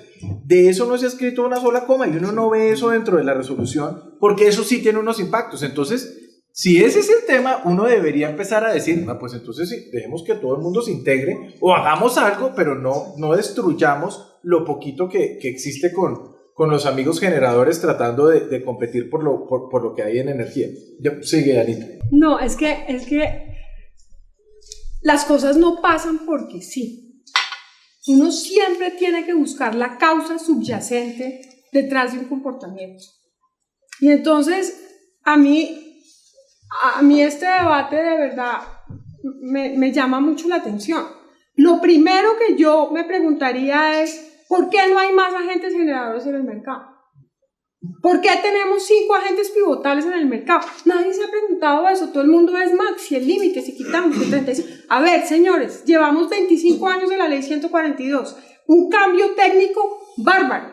Plantas de generación que ya no tienen barreras de entrada en los mercados. ¿Por qué no tenemos acá a los señores de Engie, a los señores japoneses? ¿Dónde está esa gente? ¿Por qué tenemos a los 5 mismos creciendo y creciendo hasta el 25% del mercado? Esa es la pregunta fundamental y yo les puedo decir, nosotros acá nos montamos en un esquema de cargo por capacidad donde las plantas existentes son tomadoras de precios de las subastas de capacidad. ¿Y eso qué quiere decir? Que yo si soy un agente que tengo 5 plantas y apuesto por una nueva, las otras 4 o esas 5 se benefician de ese incremento de 15 a 18 pesos. Si yo soy el señor japonés que vengo con mi plantica, pues que no tengo las 5 que se benefician, pues no puedo competir, porque yo estoy con una planta, una tecnología, mientras el otro señor tiene una planta nueva y 5 detrás que se benefician de ese incremento de precio. Y uno va a la CREG y le dicen, no, es que acá esto es un mercado marginal. Esto no es un mercado marginal. Esto dejó de ser un mercado marginal cuando establecimos las subastas. Qué pena, pero el cargo por confiabilidad de Ituango no es el cargo del Quimbo. Y el de Salvagina, que es una planta que tiene 30 años de operación, que ya amortizó el capital y que además es filo de agua, tiene uno superior al del Quimbo y uno empieza a decir, perdónenme, acá nos volvimos esquizofrénicos. ¿Por qué no tenemos más entrada nueva a los mercados? ¿Cuál es la barrera? ¿Qué está pasando en la regulación que no incentiva o no permite o genera barreras? Antes de preguntarme todo, yo me preguntaría esto. ¿Por qué tenemos 5 agentes pivotales en este mercado? ¿Por qué hay una demanda residual tan grande? ¿Y por qué esos 5 agentes pueden determinar el precio? Entonces, que a mí no me digan que el 34, que el 35 no. Es que esto no es un debate teórico, eso es un debate en un mercado que existe con competencia, que existe. Y eso no nos podemos olvidar. Entonces, ¿cuál es el primer paso? Tratemos de generar más competencia en el mercado. Tratemos que haya una diversidad tecnológica. Algo pasó con la resolución de cargo por confiabilidad que empezó a imponer estas barreras. Entonces, primero. Segundo, entonces decimos, bueno, acá fantástico, y entonces aquí vamos a hacer una cosa del 34, perdón, yo lo voy a ser muy franca. Si uno permite que un señor como Codensa acumule el 52% del mercado del lado de la demanda y además en generación tenga el 25 o el 30% de mercado, les digo sinceramente, pues cerremos este mercado. Volvamos a costos regulados, volvamos al año 94, volvamos al cargo por capacidad y volvamos a una generación de costos. Esto es así de fácil. Entonces, las cosas no pasan porque sí. Si yo estoy en esta situación, puede haber o un subyacente económico, caso de la telefonía celular, acá caben 3 operadores, nosotros somos un mercado de 3 operadores, punto. Y esa es la realidad económica de ese mercado, esa es la configuración de economías de escala de ese mercado. Pero empezar uno a no tener en cuenta el contexto del mercado en el que está hablando. Yo sí quiero ver un Codensa, y para poner el nombre propio porque tú lo dijiste, pues que acá pueden haber varios, con el 50% de la demanda y con el 30% de la generación. Eso no puedes decir que sí, que la verificación de la competencia, perdón, esa cosa de la revisión regulatoria de la competencia, yo les quiero decir, la única resolución que se consideró no debería ir a la SIC para efectos de competencia en el mercado fue la liberación del precio de gas en boca de pozo. Ah, sí.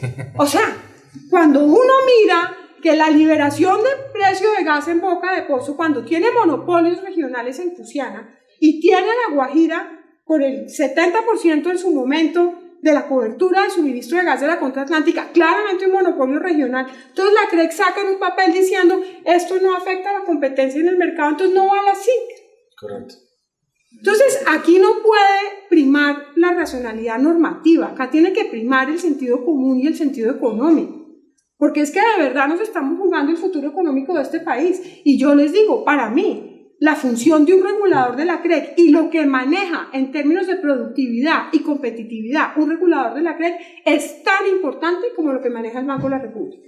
De acuerdo. Y si no estamos conscientes de eso, entonces sigamos acá jugando al 34%, entonces que el gerente del piso 4 no se puede hablar con el del piso 2 y si lo veo hablando entonces lo va a sancionar. No, señores, ¿cuál es el subyacente que no haya suficientes generadores en este mercado? ¿Por qué no están acá los señores franceses de Engie? ¿Por qué no están acá los japoneses con energía? ¿Por qué no están acá los grandes gringos? ¿Por qué no? Porque hay una serie de ventajas competitivas que impiden que eso sea así. Y entonces acá empezamos a decir, no, es que las plantas PSH y no sé qué, entonces todas las plantas son plantas de 19.9 megavatios. ¿Cuál es el potencial hídrico que estamos desperdiciando con eso? ¿Por qué todo el mundo tiene 19.9? Porque no va a las otras reglas del mercado. Entonces usted empieza a ver los campos menores. ¿Por qué somos campos menores? Y entonces empezamos a microperforar un campo y a decir esto es un campo menor. No, porque es que la CREC dijo que el campo menor tiene que tener menos de 50. El ministerio dijo. Y empezamos a ver, y nadie se sienta a preguntarse. Yo no he visto a nadie acá sentado preguntándose por qué todas las PCH tienen 19.9 y por qué algunas tienen 49.9 cuando quieren ser no convencionales. Nadie se lo pregunta y seguimos así 10 años, 15 años y ¿quién está hablando acá de competencia? Entonces las cosas no pasan porque sí y en un mercado regulado las cosas pasan porque los agentes siguen las señales del regulador. Y vamos al tema de los costos de los integrados y no integrados en energía. Eso depende. Cuando usted es Electricaribe y está expuesto a bolsa en un 30% y el precio de bolsa es 40 pesos, pues usted claramente tiene un precio menor al de Codensa que debe tener un contrato de suministro de 198. Pero póngase el precio a 1.200 pesos el kilovatio porque no es el precio de escasez, es el precio de bolsa. A ver cómo le va a quedar el tema de Electricaribe con precios, con exposiciones de bolsa como las que tuvo Termoencali en el Niño del 2015, o las que tuvo Electricaribe, o las que tiene Electricaribe hoy. Y ese tema, perdóneme, que too big to, ¿qué fue lo que dijiste, José? Too big to fail. Demasiado grande para fracasar. Demasiado grande para fracasar. Y entonces empecemos a mirar por qué Electricaribe no invirtió. Claro. ¿Por qué? ¿Cuál es la razón? Entonces, si a mí me pagan mis activos hoy sobre mi demanda hoy y me van a ajustar las tarifas en 15 años, o en 8 en promedio la creo, o en 10 o en 15, y meto $100 millones, entonces eso va a entrar en la tarifa dentro de 10 años. Y uno va entonces a Park Avenue y le dice a un banquero, mire, présteme este negocio tan bueno, meto 100 millones y de pronto en 10 años me ajustan la tarifa. O sea, preguntémonos por qué las cosas pasan. Una regulación de cross-section regulation, que es lo que aplicaba en el sector eléctrico, es una regulación que incentiva a explotar los activos hasta que los activos se caen a pedazos, porque la regulación no me reconoce el costo del activo, porque tengo el activo a 31 de diciembre del año 2005 sobre la demanda del 2005 y a vivir. Y me tiene el 2006 $100 millones y a vivir, porque es que la demanda sigue siendo la misma, ¿no? Y venimos a cuáles son las economías de escala. ¿Y por qué los integrados verticalmente tienen una exposición menor al riesgo que los no integrados verticalmente? ¿Dónde están las economías de escala de Electricaribe? ¿Cuántas redes de tensión media tiene Electricaribe? Ah, no, cuando armamos las Corelcas, entonces las redes de media tensión se fueron a Transelca y Electricaribe no tuvo economías de escala. Y entonces ahorita fantástico, metemos el Plan Caribe 5 y todas las redes regionales, que es donde están las economías de escala de una empresa distribuidora, las tiene un tercero. Y entonces decimos, no, es que estamos súper preocupados porque es que Electricaribe ya llegó al 25%, entonces no hace ningún esfuerzo para crecer. No. ¿Cuáles son los subyacentes económicos del comportamiento de los agentes? Los agentes tienen un comportamiento siempre, y es maximizar utilidades y optimizar gestión. Eso es lo que hace un privado. Si el señor de Ecopetrol no está tratando de maximizar sus utilidades, pongan a otro, porque el señor entonces lo que tiene que irse es a una fundraising y empezar a tener recursos para niños que tocan guitarra y tal. Eso no es así. Entonces, siempre que hay un comportamiento, siempre que hay algo, uno tiene que investigar por qué se da ese comportamiento. Entonces, para mí la discusión de quitar los límites en el sector eléctrico, se los digo, mientras uno no tenga los incentivos para que haya competencia en generación y para que haya una formación de precios eficiente, yo no puedo quitar ese límite, porque entonces acá se apague y vámonos. Y lo digo, yo he sido asesora de Codensa y soy asesora del Grupo de Energía de Bogotá. No puede dejar que Codensa se coja el 50% de la demanda. No, que entonces para eso tenemos un mercado anónimo. Fantástico. Un mercado anónimo con un tipo que compra el 50% de la demanda ya no es un mercado anónimo. Ya no es un mercado anónimo. No, que es que le vamos a decir a la SIC que el señor del piso quinto no se puede hablar con el del piso cuarto. Ese tipo de mecanismos, si uno no mira, es que yo soy microeconomista, a mí me gusta la micro, a mí me gusta investigar por qué el señor A se está comportando de esta manera y no de esta otra. Y si uno no mira la microeconomía, lo que lleva a la gente a tomar las decisiones de invertir o no invertir, de operar o no operar, de aumentar la calidad o no, siempre hay un subyacente económico. Y en los sectores regulados siempre hay un subyacente que tiene que ver con la señal del regulador. Ejemplo 1. Ejemplo 2. Transportadores de gas. La CREC dice, no, hombre, es que acá los transportadores no quieren invertir, entonces vamos a permitir que los productores vayan y hagan integración vertical y hagan los tubos hasta la industria. Ustedes se preguntan por qué un transportador no quiere invertir. Es la primera pregunta que uno tiene que hacerse. La primera, ¿por qué un transportador no está haciendo las redes? Muy fácil, porque es que le ajustan la tarifa cada 10 años y no está la tarifa en el plan de expansión. Entonces, yo voy a invertir, como lo dijo TGI en su momento, $500 millones a riesgo. Y voy a esperar no 5 años que dice la regulación, sino lo que tome desarrollar la regulación. 10 años, 15 años. Porque puede pasar. Y entonces llego y presento mi expediente y me dicen, no señor, de esos 500 ya no le voy a aceptar 300. Dígame, ¿qué transportador va a invertir? Hombre, es que acá estamos entre personas que actúan racionalmente. Entonces, si un transportador no invierte, lo primero que yo me tengo que preguntar es, no, venga, le armamos la competencia, transportador con el producto. No. ¿Cuál es el subyacente? O sea, ¿qué señal regulatoria mandé yo para que ese transportador no hiciera las inversiones? ¿Qué riesgo desproporcionado le puse para que no las financiara? Y esa es la primera pregunta. Entonces, a mí me parece que el arte de regular es un arte que no puede ser ajeno al mercado. Uno no puede coger el libro de Newbery, el libro de Tirol, el libro de no sé quién, y acá esto pasó y la receta es esta. No, esto es un mercado, y esto es un mercado particular. Yo les digo una experiencia de otro sector, y la digo porque es que veo que esto va a pasar en el sector eléctrico y lo veo venir como un tren. Me llama el ministro de Comunicaciones, estoy hablando hace 20 años. Anita, queremos que usted valore la licencia de larga distancia. Le dije, perfecto, llamo a la Universidad de Stanford, traigo al señor David Salant, el experto número 1 en el mundo en regulación de telecomunicaciones. El señor viene acá, hacemos los números, sale el resultado y el profesor Salant me dice, Anita, la licencia vale 0. Y entonces le dije, claro, pues las razones. Entonces, pues nada, ya en esa época pues no existía el WhatsApp, el celular, pero ya la tecnología se estaba desarrollando. Ya iba a haber celulares, ya iba a haber WhatsApp. Eso es lo que estaba en el mundo. Llega donde el ministro, qué pena, su licencia vale 0 y si usted le pone un precio, usted va a crear incentivos negativos al cambio técnico. No, yo necesito 110 millones de dólares. Y así se va. Y se fue. ¿Qué consecuencia tiene esto? Usted tiene hoy una empresa de teléfonos de Bogotá sentada en una licencia. Yo quiero saber quién usa el teléfono fijo acá. Yo por lo menos tengo uno en mi casa porque me da guachada con la ETV no tener teléfono. Y pago el plan de 10.000 pesos de larga distancia porque digo, pobres estos tipos que pagaron esta plata y sabíamos subsidiando. Yo estoy subsidiando la ETV. No, y esto va a pasar. Por Dios, uno no puede tratar de frenar porque es que la realidad supera la ficción. Entonces ahorita estamos acá en este tema de la generación embebida, perdónenme, esto nos va a arrasar.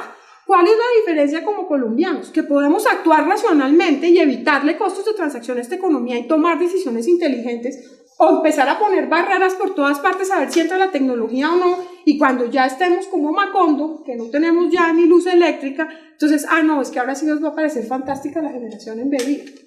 Eso no puede pasar, por Dios.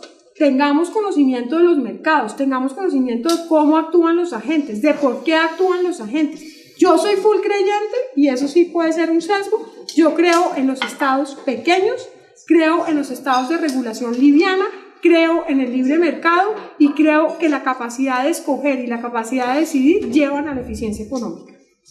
Entonces, también creo que la regulación, si es una regulación excesiva, pesada, intrusiva, lo único que crea es costos de transacción y sacrificio en competitividad y productividad. Y no es gratis que estemos creciendo al 1%.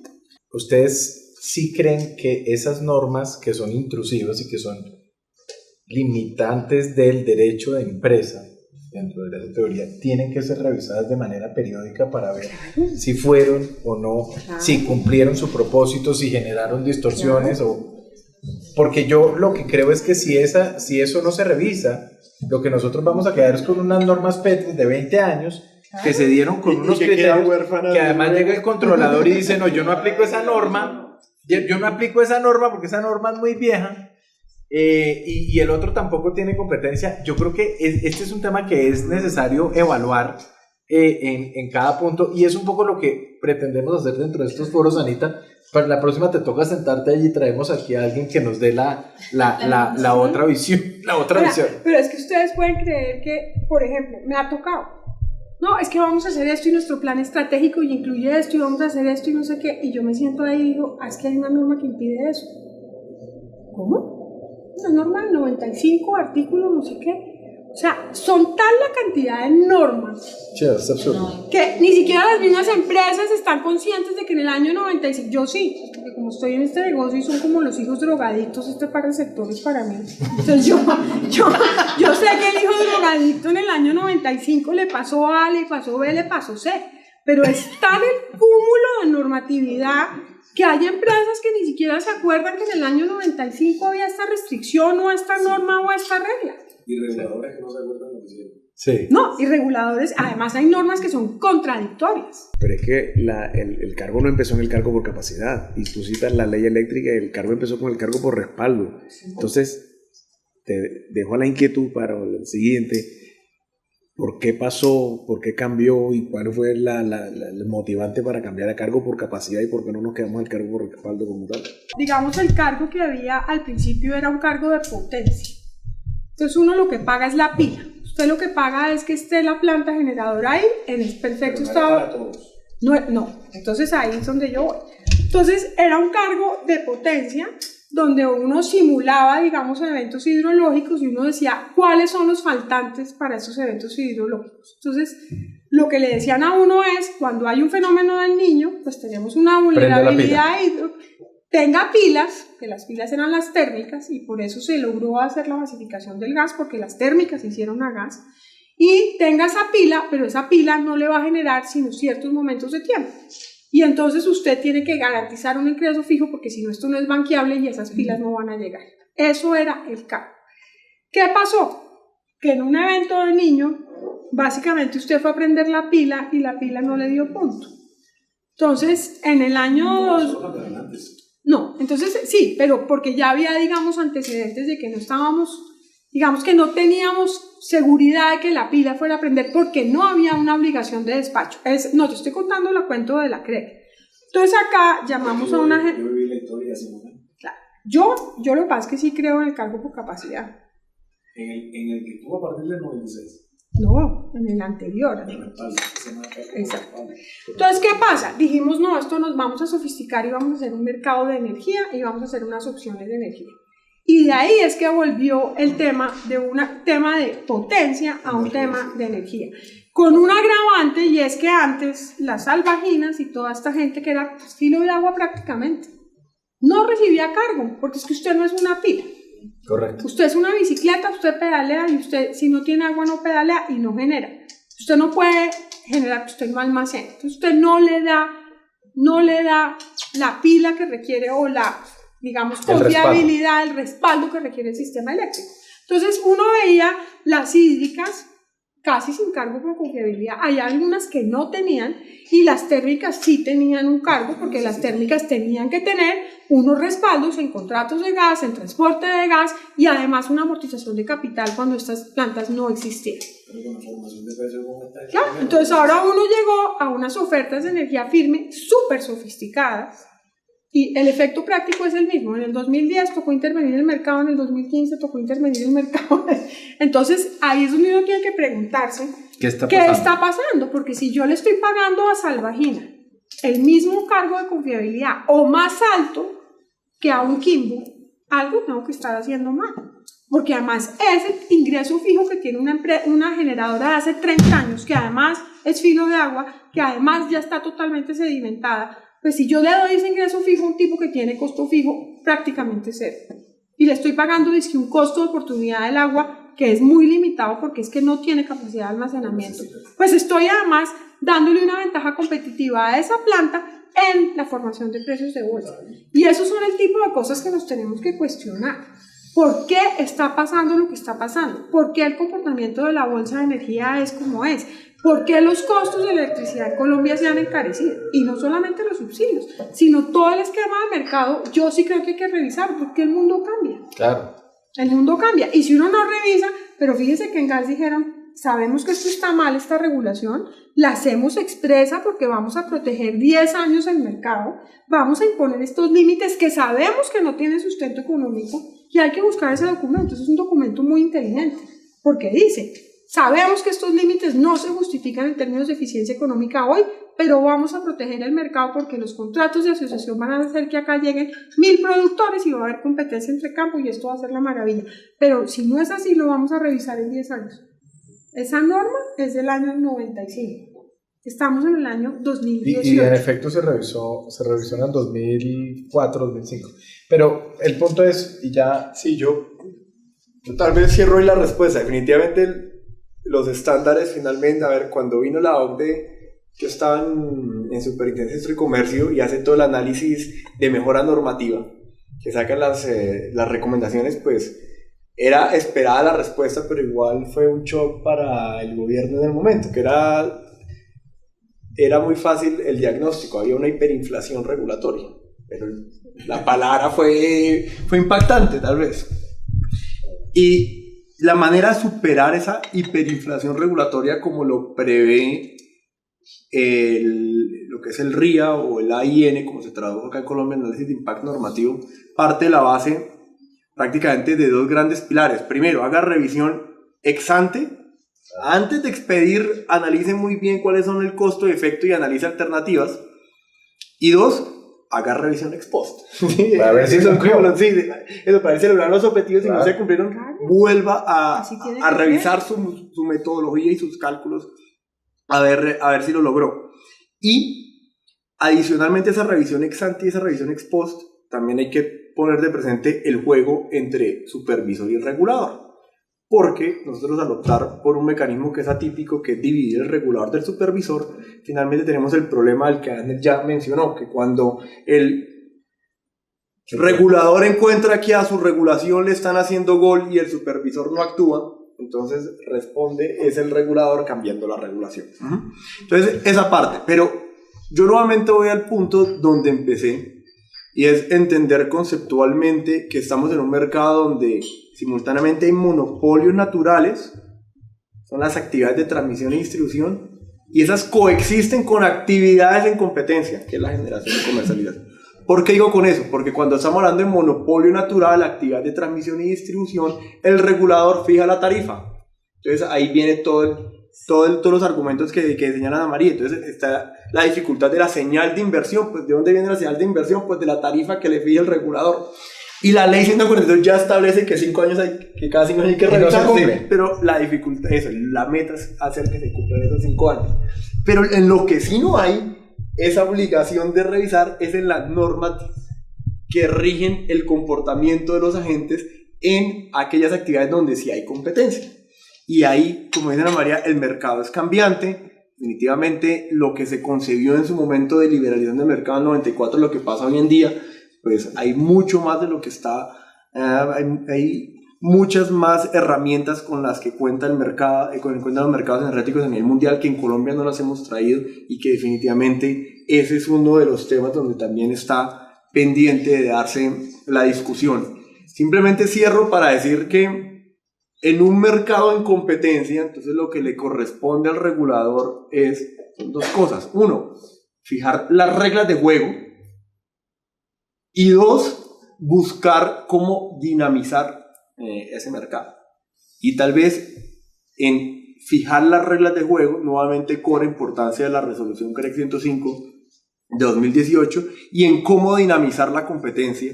Definitivamente hay toda una tarea por hacer, porque se viene un boom de renovables. Hoy en día al inicio de 1900, la preocupación de la competencia se regía por el paradigma estructura, conducta, desempeño de los agentes. Entonces, ¿qué tan poquitos competidores hay? Entonces, ¿qué tengo que hacer para que haya más competidores? ¿Sí? Eso era la teoría de la organización industrial de los 30. Hoy en día, todo, ¿cuál ubica usted más actualizada ahí? ¿Sí? Por ahí 1930 fue... Pues digamos, 20 es la escuela de Harvard, es del 54. El SCP es del 54. Sí, el SCP. Lo que había a comienzos del siglo XX eran los marginalistas por un lado, y después aparece Chamberlain. Claro, eso empieza con Chamberlain. Entonces, más hacia las mitades de 1900. Lo importante es, ¿qué hay hoy? Hoy en día la dinámica competitiva viene del lado de la demanda. Entonces, pensemos en cómo dinamizar la demanda. Pensemos en cómo inyectar dinámica competitiva a través de la respuesta a la demanda. Pensemos en alternativas para finalmente participación de la demanda, dejar jugar a los industriales en el mercado mayorista. La medición inteligente, definitivamente lo que va a dinamizar el mercado minorista para permitirle a los consumidores finalmente migrar de usuarios, así como yo creo que en 2 años he migrado de Claro a Tigo. Empecé con Movistar, luego me pasé a Claro y ahorita estoy en Tigo. Finalmente toda la economía siglo XXI viene desde el punto de vista que el consumidor inyecta dinámica competitiva, y no debemos mirarlo como como el débil de la cadena, que pobrecito tenemos que protegerlo del papá, del hermano grande que lo trata mal. Más bien lo que tenemos que hacer es empoderarlo. Entonces tal vez es ahí donde yo veo que por ese lado viene todo un ciclo de tareas por cumplir en el sector. Sí, a mí hay un tema que me está preocupando cada vez más, y es la influencia que las contralorías están teniendo en esto. ¿Por qué? Porque es que como acá estamos en un país de funcionarios infalibles, la revisión regulatoria, la regulación por definición es imperfecta. Exacto. Por definición, no hay regulación perfecta. Todas las regulaciones tienen ventajas, desventajas, y por eso es que es muy importante revisar los impactos. Si yo reviso el impacto de una regulación y resulta que hubo una afectación o me equivoqué, Tengo que corregir. tengo que corregirla, pero tengo que tener la valentía de decir que me equivoqué. Pero lo que yo no puedo tener es una Contraloría detrás diciendo me equivocó, entonces venga, detrimento patrimonial. No, porque entonces nunca vamos a reconocer los errores que estamos generando en los mercados y entonces nunca vamos a corregir, porque es más el temor de la sanción personal que el efecto económico de una mala regulación. Entonces me parece que acá hay que hacer un esfuerzo gigantesco para que se entienda, uno, que no hay funcionarios infalibles, porque es que no existen, y dos, que no hay regulación perfecta. Siempre que uno regula, tiene un riesgo de generar una distorsión. Esa es la primera cosa. Y la segunda cosa en relación con las contralorías, que cada vez me preocupa más, sobre todo en mercados competidos, es que las empresas se volvieron adictas a la regulación porque es la forma en que yo me blindo de una investigación. Entonces uno, por ejemplo, ve unas tarifas de oleoductos cuando el crudo estaba a $110 el barril y te vi, perfecto, ahí va, ahí está la tarifa. Cuando el crudo cae a 40, no puedo quedarme con la misma tarifa, porque es que entonces el crudo no va a salir del campo.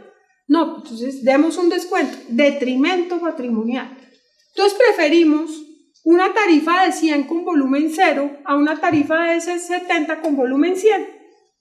Y esa es la gran ecuación económica que estamos haciendo acá. Los abogados. Entonces, si uno no entiende que es preferible sacar el crudo de un campo y dar un descuento de un 30% en una tarifa de transporte de crudo y sacar 100 barriles, a no dar ningún descuento y sacar 0 barriles. Y si uno cree que hay detrimento patrimonial cuando tiene un ingreso de 700 millones versus un ingreso de 0, entonces no entiendo dónde estamos en esta ecuación. Y a mí sí me preocupa mucho eso. Entonces, uno tiene dos caminos.